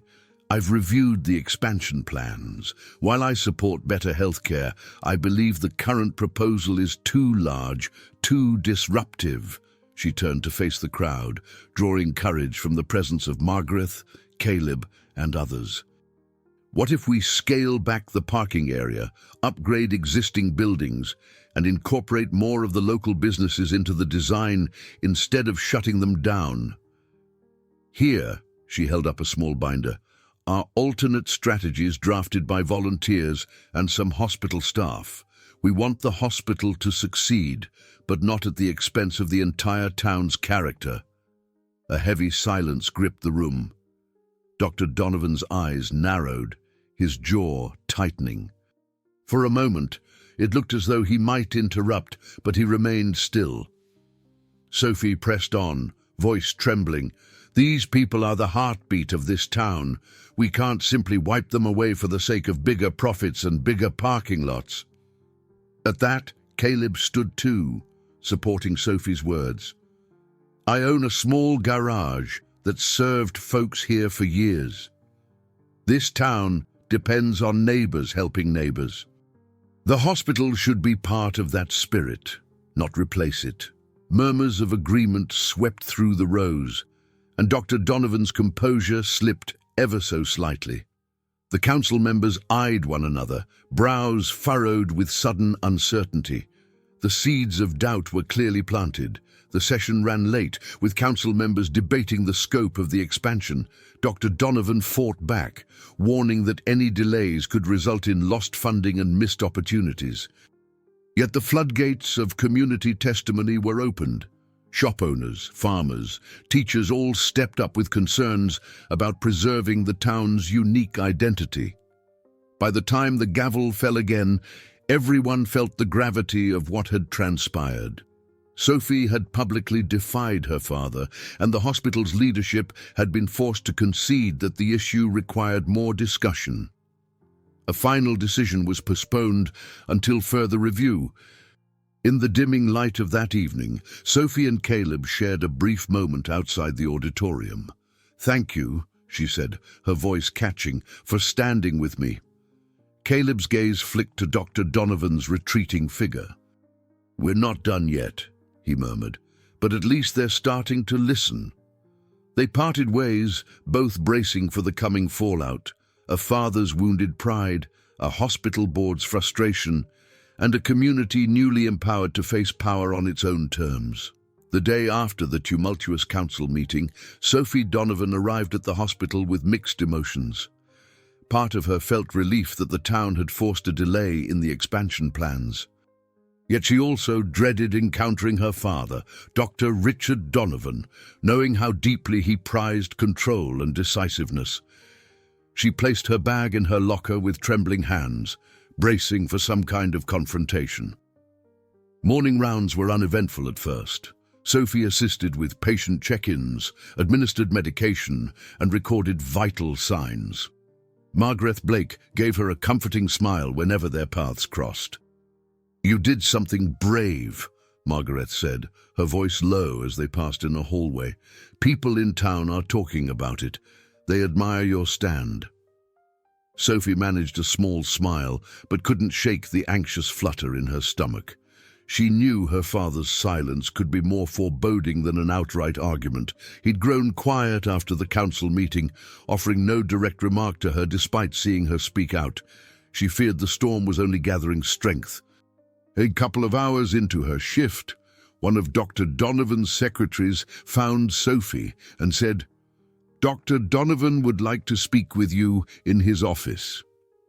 Sophie exhaled sharply, thanked the secretary, and made her way up. In the polished, wood-paneled office, Dr. Donovan sat behind his grand desk, hands folded. No staff or board members hovered nearby, suggesting this was intended as a private discussion. He looked up when she entered, expression unreadable. "Close the door, Sophie," he said calmly. She complied, then stood uncertainly, waiting for him to speak. After a tense moment, he gestured for her to sit. "You surprised me yesterday," he began, voice measured. "I knew you had concerns, but I never imagined you'd present an alternate proposal so publicly." Sophie swallowed. "Dad, I'm not against the hospital's growth. I just—" He raised a hand, silencing her gently. "Let me finish. This expansion is a major investment, not just for me, but for outside partners counting on returns. Delays could jeopardize our timeline, possibly our funding. The board is furious." Her heart pounded. "I understand, but the community—" He leaned forward, gaze intense. "The community doesn't always know what's best for it. And your public stance undermined not only our project, but my authority in front of the council." A flicker of anger surfaced in his eyes. "I respect your nursing skills, Sophie, but this is not your field of expertise. You've overstepped." Sophie's cheeks flushed. His dismissive tone stung. She drew in a shaky breath, determined not to buckle. "I had to. People's lives and livelihoods are at stake. Even some hospital staff support rethinking the plan. We can do this in a way that preserves more of the town." Dr. Donovan took a measured breath. "Perhaps, But what if it can't be done feasibly? Are you prepared to face the consequences if the hospital loses critical funding or the project collapses altogether? She pressed her lips together, refusing to look away. If that happens because we refuse to consider community needs, then maybe it wasn't the right project in the first place. A frigid silence stretched between them. Sophie's mind flashed with memories of her childhood, instances where she'd craved her father's approval, only to find his standards near impossible to meet. But this time, she sensed a shift within herself. She wasn't a little girl anymore. She had convictions of her own. Finally, Dr. Donovan leaned back. I can't stop you from advocating for those local businesses. But be aware that if you continue this path, there may be repercussions for your role here. The board might question where your loyalties lie. Despite the chill in her veins, Sophie squared her shoulders. I'll keep doing my job as a nurse, caring for patients, and I'll keep fighting for the town. If that's a problem, then let the board come to me. I won't be silent. For a beat, neither spoke. Then Dr. Donovan gave a curt nod, dismissed her with a mere flick of his hand. She left his office, head swirling, feeling equal parts terrified and liberated. Later, as she drove home, the weight of her father's warning pressed down on her, but so did a sense of resolve. She recalled the warm gratitude in the eyes of Mary Jenkins, Larry Wilson, and even Emmett Jameson, people who relied on the small-town fabric for their livelihoods. She thought of Caleb's unwavering support, of how he stood by her in the council meeting, offering a silent but powerful testament to their growing bond. Sophie didn't know if the hospital board would truly threaten her job or if her father would push her aside.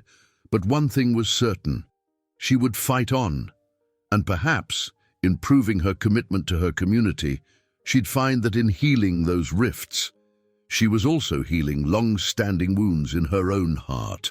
In the days that followed, the small coalition of townspeople grew more organized, bolstered by the momentum from Sophie Donovan's public stand at the council. Flyers appeared around Main Street announcing a community forum, inviting anyone to discuss how to balance modernization with preserving local heritage. Caleb Mills volunteered his garage once again as a central meeting place, and people gathered there in the evenings, brainstorming strategies. Yet beneath the surge of civic engagement, Sophie felt a deepening sense of conflict.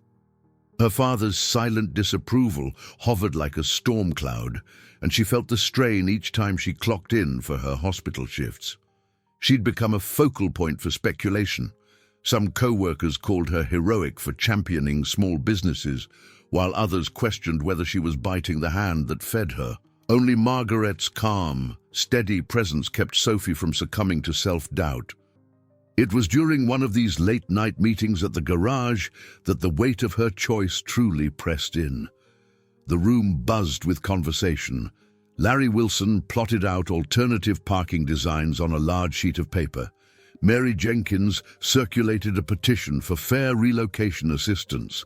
Bobby Coleman sorted through spreadsheets that showed projected costs. Sophie looked around, seeing the hope in everyone's eyes, and realized that if the community lost, these people could be shattered. As the discussions wound down, she noticed Caleb sitting quietly by the tool bench, leafing through some printed articles about hospital expansions elsewhere in the state. She approached him softly. "You okay?" she asked, pulling up a stool. He offered a small smile, though his expression was tinged with concern. "Yeah, I'm fine. Just trying to figure out the next steps if we don't succeed, like, do we have a backup plan? And then there's your father." Sophie's shoulders tensed. "He's been cold at work. I think he's waiting to see if I'll back down." She sighed, gazing at the scattered papers. "It's a lot of responsibility. If the expansion fails entirely, the hospital might lose funding. Staff could get laid off. It's a lose-lose unless we find a genuine middle ground." Caleb leaned forward, resting his elbows on his knees. "And you feel like it's all on your shoulders?" She hesitated before nodding. I guess I do. It's my father's project. I'm the one who spoke out publicly. Sometimes I wonder if I should have stayed quiet. Reaching out, he gently took her hand. You know that's not an option for you, right? Being quiet might save you short-term pain, but it'd go against who you are. I see how you care about people here. His sincerity caught Sophie off guard, and tears burned at the corners of her eyes. They had been flirting with deeper emotions for weeks now, but the enormity of what they were fighting for overshadowed any personal confessions. Still, in that simple hand-holding moment, Sophie sensed an anchor, a reminder she wasn't alone in this uphill battle. I'm just afraid, she whispered, voice trembling, afraid I'll lose my job, my father's respect, or even you, if things get too complicated. Caleb's grip on her hand tightened, a hint of protectiveness shining in his gaze. I'm not going anywhere. We're in this together, and whatever happens, we'll figure it out. She let out a shaky breath, nodding. For so long, she'd struggled to carve out her own identity, separate from her father's wealth and influence. Now she was doing just that, yet the personal cost felt immense. Emmett Jameson hobbled over with his cane, clearing his throat. Hate to interrupt, but the group is finishing up. We wanted your thoughts on that open forum next week. Sophie blinked away unshed tears and stood. Yes, of course, she said, sliding back into the role of organizer. She and Caleb moved to join the others, discussing date options, location, and potential speakers. Every decision felt monumental, but also affirming. Their entire cause revolved around giving local voices a platform to find genuine solutions. When the meeting ended, Sophie walked outside under a sky sprinkled with stars. Her heart still fluttered with an undercurrent of fear, but she held on to the promise that integrity and kindness could guide her choices. And with Caleb at her side, she felt a growing certainty that love, like community, could thrive even under the heaviest burdens, provided they faced them honestly and together. A brisk autumn wind rattled the leaves outside the old community center, where folding chairs had been arranged in neat rows for the community forum. Flyers, pinned around town by volunteers, advertised an open invitation for residents to debate the hospital expansion. A sense of both trepidation and hope hung in the air as neighbors filed in, chatting quietly about what the evening might bring. Sophie Donovan arrived early, arms loaded with documents, diagrams of alternative development plans, letters of support from local nurses, and financial breakdowns that Margaret Blake had helped compile. The chilly breeze bit at her cheeks, but her resolve felt unwavering. This was it, the forum that might tilt public perception enough to force the hospital board into a real compromise. Caleb Mills stepped up beside her, hauling a box of petitions he'd collected from business owners and families who feared displacement. He caught her eye and offered a reassuring nod. "We're ready," he murmured, the warmth in his voice cutting through the cold. As folks settled in, a small dais stood at the front of the room. A microphone crackled to life as Mary Jenkins welcomed everyone.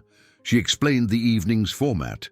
First, presentations from those proposing alternatives, then an open floor for questions and discussion.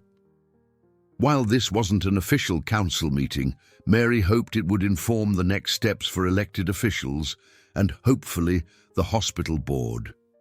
The first few speakers were long-time residents who recounted the town's history, how Main Street formed decades ago, how generations of families built their lives around small commerce and tight-knit neighborly bonds. One older gentleman mentioned his grandfather's blacksmith shop from the early 1900s, the building still standing near Larry Wilson's grocery store. When Sophie rose to speak, a hush settled. She introduced herself again, not as Dr.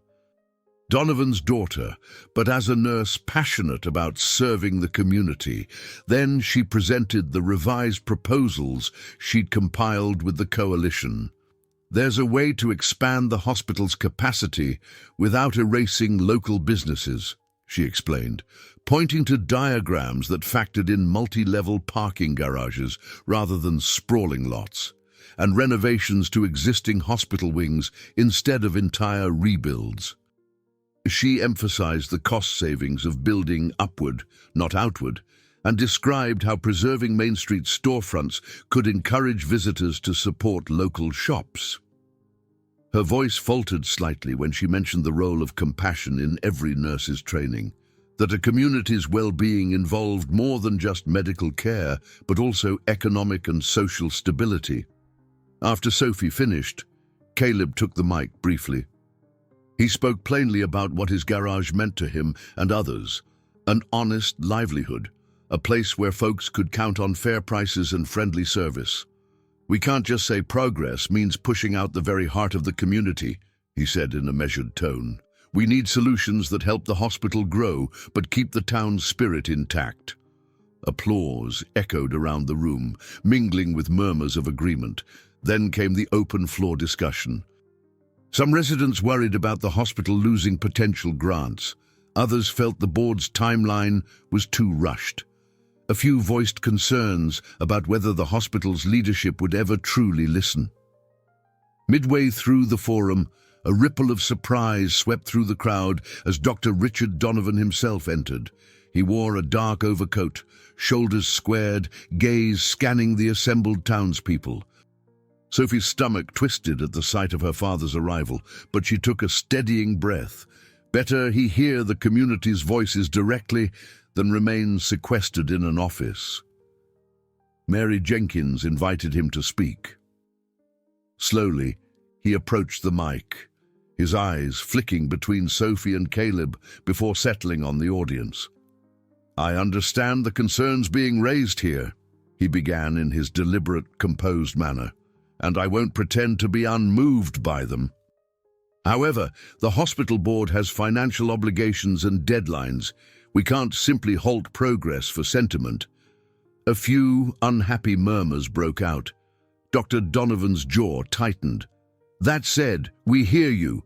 The board has agreed to review alternative proposals," he paused, glancing at Sophie's display boards, "including these, which my daughter has insisted upon." A spark of hope rippled through the crowd, but Dr. Donovan also maintained a steely firmness. "I must caution that no final decisions can be made tonight. The board will need tangible evidence that any revised plan remains viable." Sophie caught her father's eye, seeing neither approval nor condemnation, just an acknowledgement that her voice had forced a shift. For the next half hour, residents asked him direct questions, challenging the hospital's budget claims and timeline. He stood, fielding each concern with a mixture of pragmatism and veiled frustration. By the forum's end, a slender bridge between hospital leadership and community had emerged, a pledge that Dr. Donovan and the board would meet with representatives from the coalition to discuss feasibility. It was more than had been promised a week ago, but still far from a guarantee. As people filtered out, Sophie remained near the dais, collecting her folders. Dr. Donovan approached, his expression guarded. "You fought well tonight," he said, voice low. "I can't promise anything, but we'll see where this leads." A faint shimmer of relief flickered in Sophie's eyes. She nodded, choosing not to press him further. Instead, she felt Caleb step beside her, the warm solidarity of his presence dissolving her lingering tension. Together, they walked out into the chilly night, uncertain of how the hospital board would ultimately rule, but resolute in the knowledge that truth, like healing, requires both persistence and compassion. The final day of deliberations arrived with a nervous energy swirling through town. An impromptu assembly was called at the local courthouse, where the hospital board intended to reveal its stance on the expansion.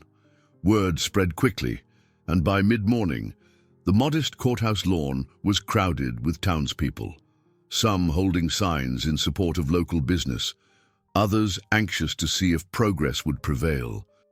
Inside the cramped hearing room, city council members sat behind a polished wood dais, while the hospital board members occupied a row of chairs to one side.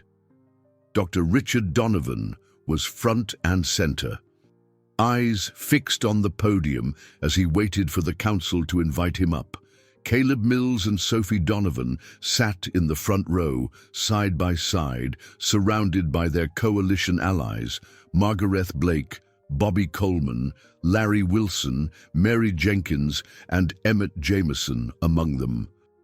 A quiet tension reigned, punctuated by whispers and the rustle of paperwork. At last, the council chair called the meeting to order. "We're here to finalize the hospital expansion matter," she said. "Dr. Donovan and his board have reviewed the alternative proposals. Let's hear what they've decided." Dr. Donovan rose, surveying the crowd with a measured calm. His gaze briefly lingered on Sophie, who returned a determined stare. "Over the past weeks," he began, "the hospital board has assessed several revised development plans. We've also listened to the community's input, voices urging us to preserve Main Street shops, protect long-standing local livelihoods, and maintain the town's character. I won't deny there has been tension and disagreement along the way. Yet," he paused, inhaling, "we do believe compromise is possible." A murmur rippled through the room. Sophie felt her pulse spike. Could it be that all their efforts were about to pay off? Dr. Donovan cleared his throat. "In light of the petitions and documentation provided by Ms. Donovan," his voice wavered slightly on the name, "and Mr. Mills's coalition, the hospital board has voted to pursue a scaled-back expansion. We will renovate existing hospital structures, build upward where feasible, and reduce the sprawl of additional parking. This revised plan will spare the businesses located on Main Street, including the grocery store and the mechanic's garage." A wave of applause burst from the audience. Sophie sagged back against the seat, eyes brimming with tears of relief. Caleb exhaled a ragged breath, feeling an unaccustomed weight lift from his chest. All around, friends and neighbors hugged or shook hands. Mary Jenkins dabbed at her eyes with a handkerchief. Emmett thumped his cane lightly on the floor in a show of approval. "We expect there will still be challenges," Dr. Donovan continued, speaking over the excitement. "It will require additional city permits and some financial restructuring, but we're confident the hospital can still grow while honoring this community's needs." When he finished, the council members exchanged pleased looks. The chairwoman announced, "This is a victory not just for the hospital, but for the town as well. We'll proceed with finalizing the new site plans in partnership with the hospital board and the local merchants coalition." Sophie felt tears slip down her cheeks, tears she quickly brushed away as soon as the meeting adjourned. People surged forward to offer congratulations. Margaret wrapped Sophie in a hug, Bobby shook Caleb's hand, and Larry practically danced on the spot, exclaiming that his grocery store would remain exactly where it had been for generations. At one point, Dr. Donovan worked his way through the crowd. His gaze held a semblance of humility Sophie had never seen in him before. When he reached her, he gave a small nod. "Well done," he said quietly. "You fought hard and made me see possibilities I hadn't considered." After a hesitant moment, he reached out and squeezed her hand. "You truly are your own person, Sophie. I respect that." Her eyes misted again, but she simply murmured, "Thank you, Dad," unsure if more needed to be said. The conversation was brief, yet within it lay a step toward mending the rift that had grown between them. Nearby, Caleb waited, a warm smile spreading across his features. "Once, Doctor?" Donovan moved on. Caleb pulled Sophie into a quick, joyous embrace. "We did it," he whispered against her hair, his voice thick with emotion. Sophie laughed through fresh tears. "We did, and it feels amazing." Outside the courthouse, The bright midday sun bathed the gathered townsfolk in celebratory light. Someone began playing music from a portable speaker, and the atmosphere turned almost festive. Caleb shook hands with half a dozen people who thanked him for standing up for the community. Sophie found herself receiving hugs from grateful locals who admired her courage in challenging her father. Though there would still be formalities, updated blueprints to draft, and new contracts to sign, the core battle was won. The hospital expansion would move forward in a way that respected both progress and tradition. And in that moment, a swirl of congratulatory voices, grateful faces, and the sweet rush of success, Sophie and Caleb tasted their long-sought victory. Amid the clamor, their eyes locked, and a silent understanding passed between them. Not only had they changed the hospital's future, they had also carved a path for their own. Whatever came next, they were ready to face it together. Life in the small Pennsylvania town settled back into a more familiar rhythm following the final decision on the hospital's revised expansion plan. The celebratory glow from that courthouse victory still lingered, but day-to-day responsibilities called everyone back. Shops reopened with their usual hours, construction updates at the hospital took shape more modestly, and the air carried an undercurrent of relief. Caleb Mills felt an unexpected lightness each morning when he unlocked his garage. Despite a busy schedule of repairs, he no longer feared that every oil change or tune-up might be his last day on Main Street. With the hospital's expansion scaled back, his little shop was safe for the foreseeable future.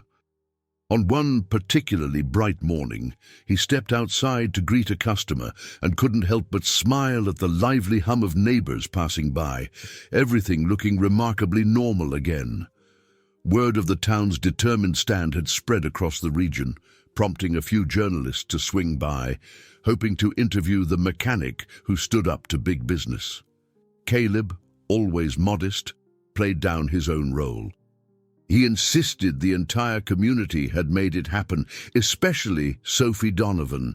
The memory of her voice, steady at the microphone, still brought a quiet sense of pride.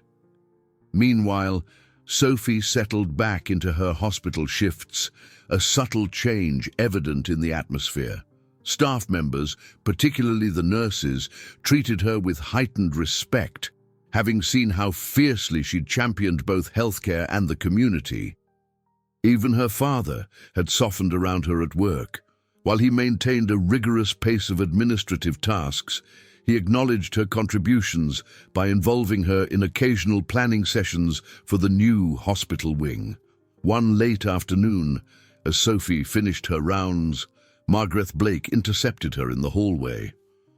"You've been so busy we haven't had a proper chat," Margaret said, giving Sophie a warm, knowing look. "How does it feel now that the worst part is over?" Sophie released a breath she hadn't realized she was holding. "Strange," she admitted, a faint grin tugging her lips. "I can finally breathe again. No more late-night planning meetings, no more wondering if everything will fall apart, but at the same time, I'm almost missing that sense of urgency. We poured so much energy into it." Margaret chuckled lightly. "Yes, fighting for something bigger than yourself can be addictive in its own way. But you've still got plenty to do, dear, including continuing your work here, plus that personal life you've been putting on hold." Heat rose to Sophie's cheeks. Though she smiled, she knew exactly what Margaret meant. Between saving the town and long hospital shifts, she and Caleb had shared precious few quiet moments. A quick hug here, a late-night phone call there. Now maybe they had a chance to explore whatever lay between them without looming threats overshadowing every conversation. Later that evening, Sophie parked her car near the garage. The sun dipped low, casting the street in gentle gold. She found Caleb inside, humming softly to the radio while he inspected a pickup's engine. Grease stained the back of his hand, and the collar of his work shirt was smudged with oil. But to her, he'd never looked more at ease. He glanced up, breaking into a broad grin. "Hey, stranger," he teased, wiping his hands on a rag. "Come to offer me a post-expansion victory dinner, maybe?" She let out a small laugh, stepping closer. "I'd say you deserve it.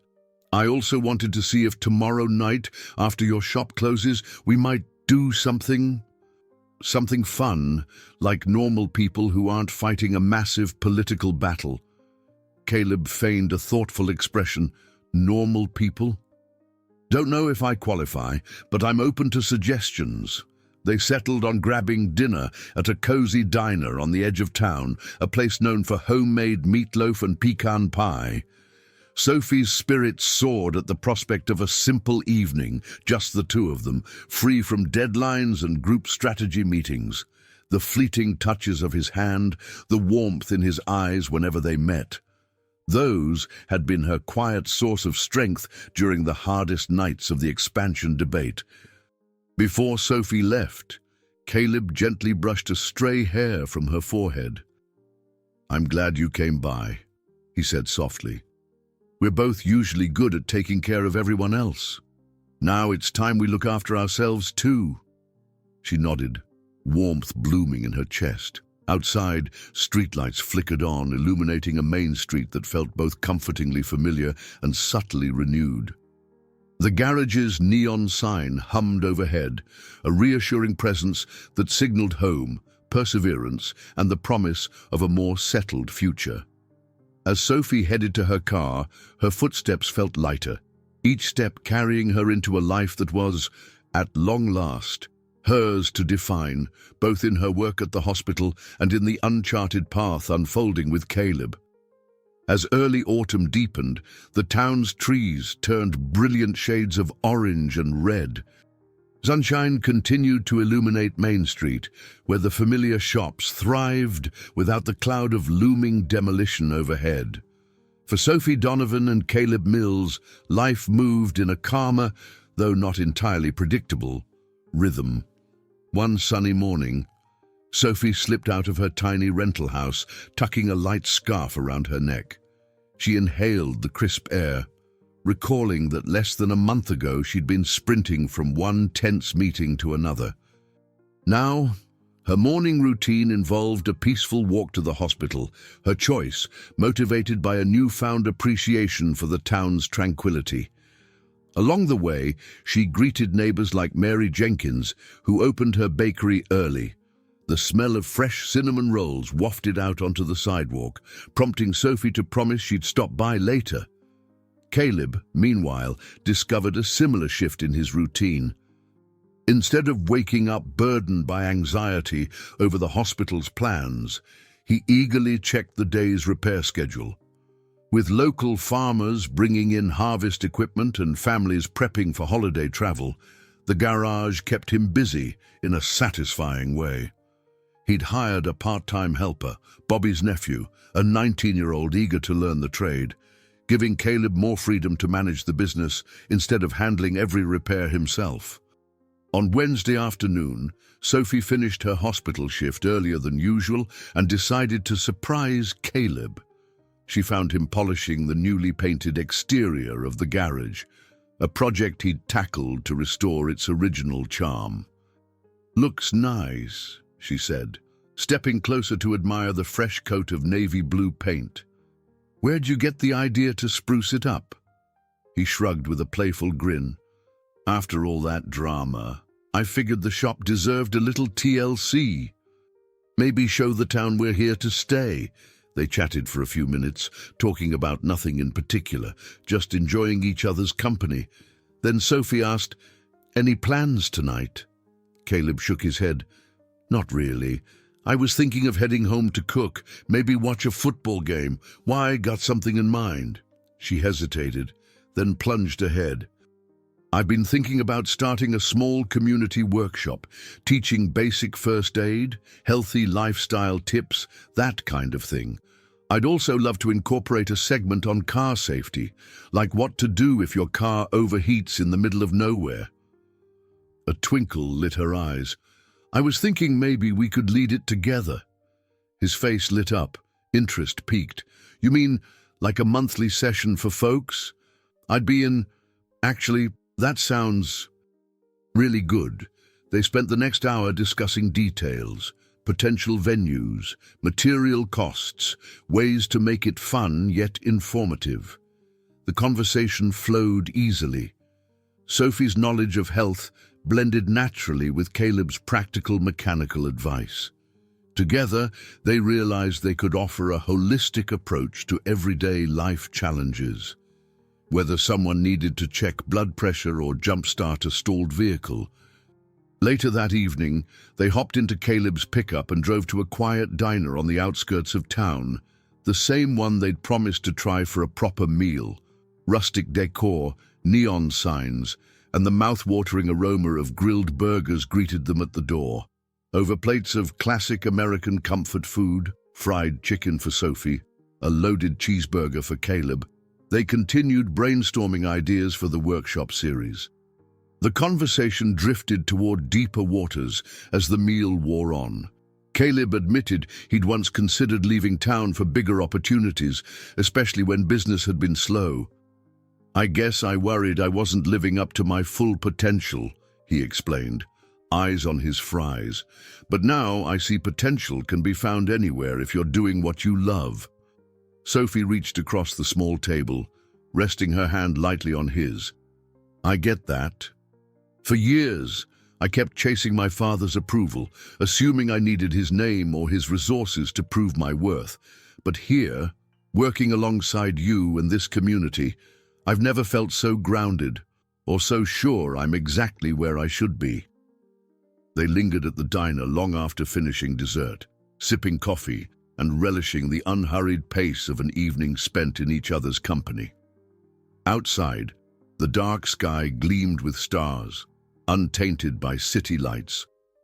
By the time Caleb drove Sophie back to her house, both felt the contentment of a new routine settling in, one where crisis had given way to collaboration and quiet moments replaced frantic tension.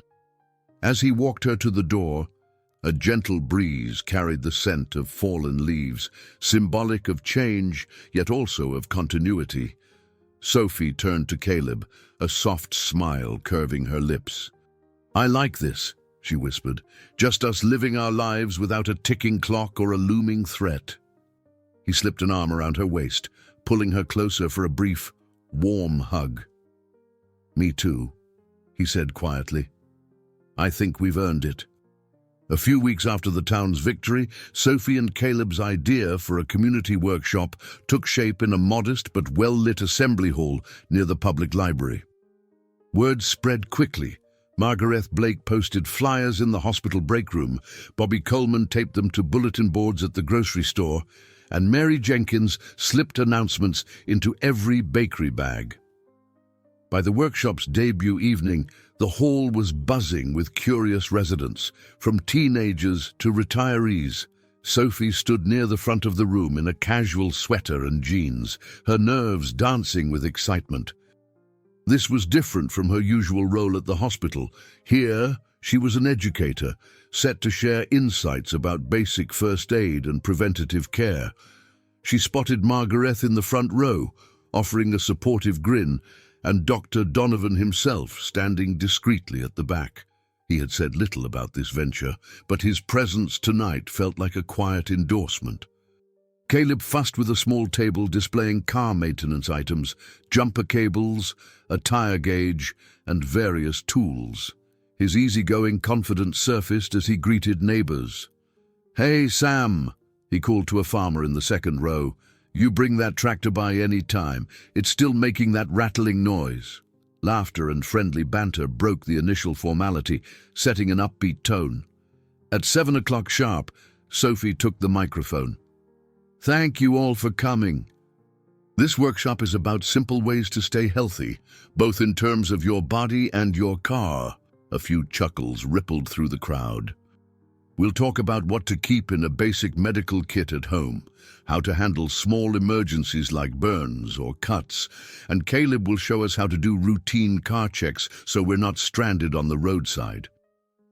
For the next half hour, Sophie demonstrated how to use a blood pressure cuff, what items should be in a first aid kit, and the early signs of conditions like dehydration or low blood sugar.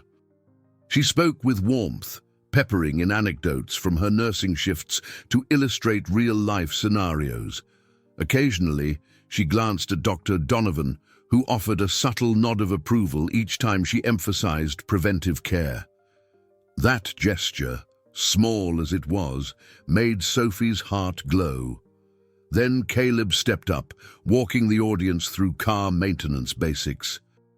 He explained how often to check fluids, when tires typically needed replacing, and the value of keeping jumper cables or a portable battery charger in the trunk. The crowd listened intently, especially when he described the day Sophie's car overheated on the side of the road, the very encounter that sparked their entire journey together. A few people in the audience who remembered that stormy morning laughed along with his recounting of the downpour, teasing about Sophie's frantic expression and Caleb's soggy, grease-stained jacket.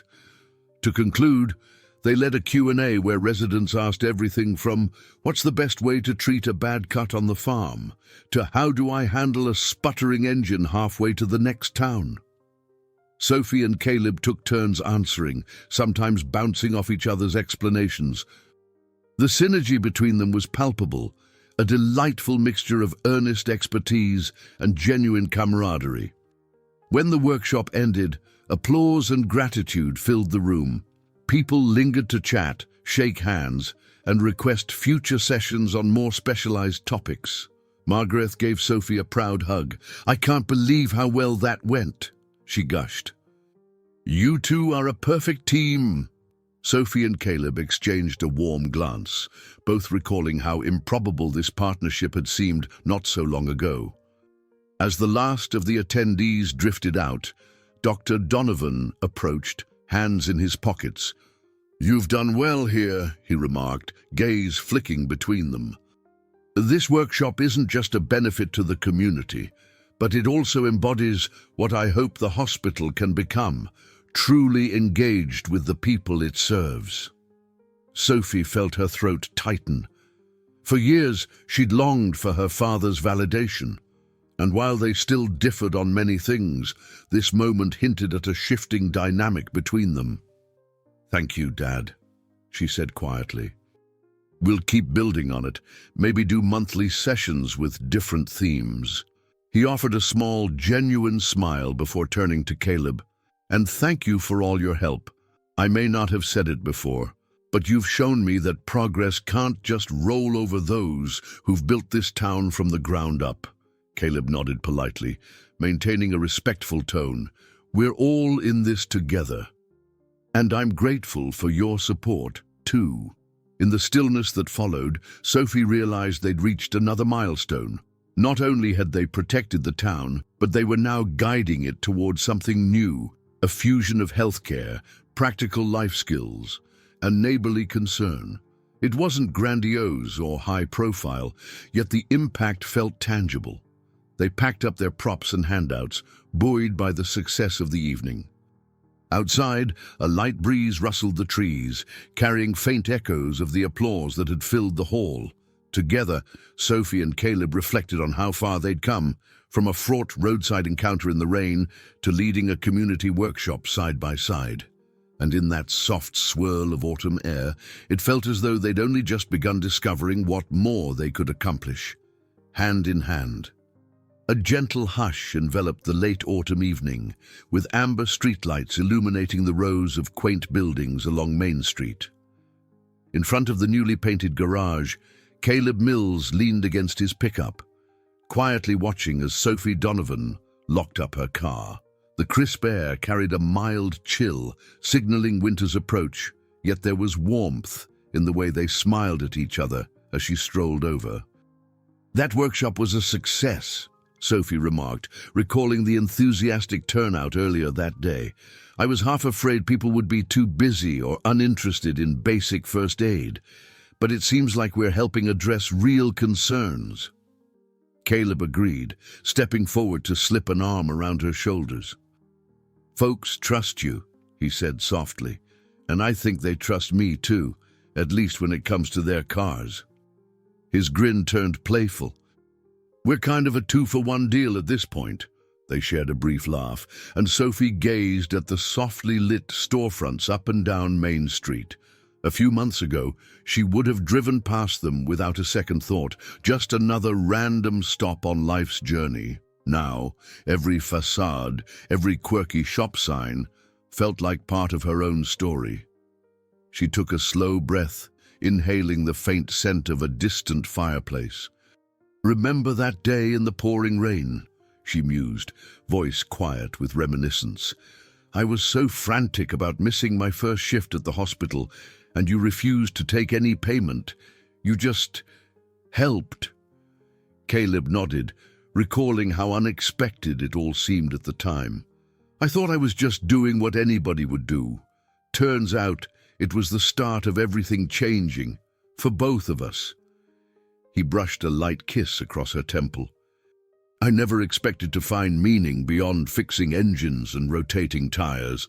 Now, somehow, I'm part of this bigger effort to help the community, thanks to you." Sophie's gaze flicked toward the horizon, where the last vestiges of twilight lingered.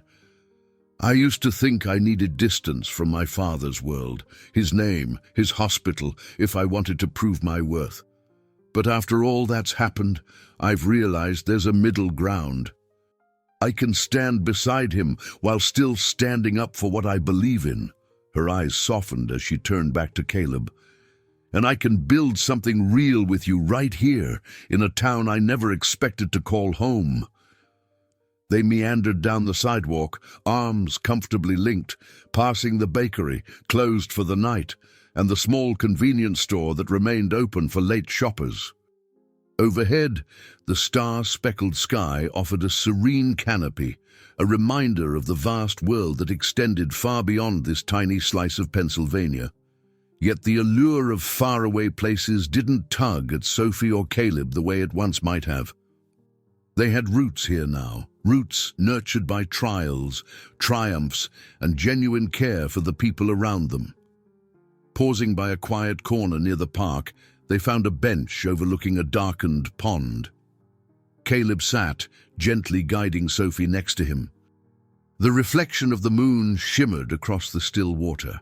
For a moment, neither spoke, content to absorb the tranquility that was becoming their new normal. At length, Sophie rested her head on Caleb's shoulder. "We've come a long way," she murmured, voice thick with an emotion she didn't bother to hide. "There were times I thought everything, my job, my father's respect, your garage, this whole town, was on the brink of collapse." Caleb's hand found hers, lacing their fingers together. "It's still not perfect," he admitted, "but it's ours. And I think we proved that people who genuinely care can shape a better outcome, no matter their background or status." She nestled closer. "What do you see for our future?" The question lingered in the cool night air. He exhaled thoughtfully. "More of this, I hope. More workshops, more small steps that strengthen the place we live. And as for you and me, well, I see a lot of shared sunsets. Perhaps a home of our own someday." His voice quivered with soft honesty. "As far as I'm concerned, you're welcome in my world, permanently." A tender silence wrapped around them. They hadn't spoken openly about marriage or a formal commitment yet, but the implication glowed in the spaces between their words. Sophie pressed her cheek against his shoulder, heart brimming. "I want that, too," she whispered. Somewhere in the distance, a train horn echoed, a reminder that beyond the boundaries of this close-knit community lay countless possibilities. Yet for now, the future felt beautifully anchored right here, side by side on a small-town bench beneath a midnight sky. This horizon, both literal and metaphorical, stretched wide with promise, a promise forged from a humble act of kindness on a rainy roadside, sustained by unwavering resolve, and deepened by a love that had proven itself resilient through every storm. I hope you enjoyed today's story. Subscribe to the channel so you don't miss more stories like this. Leave a like and comment below what you thought of the story. See you in the next video.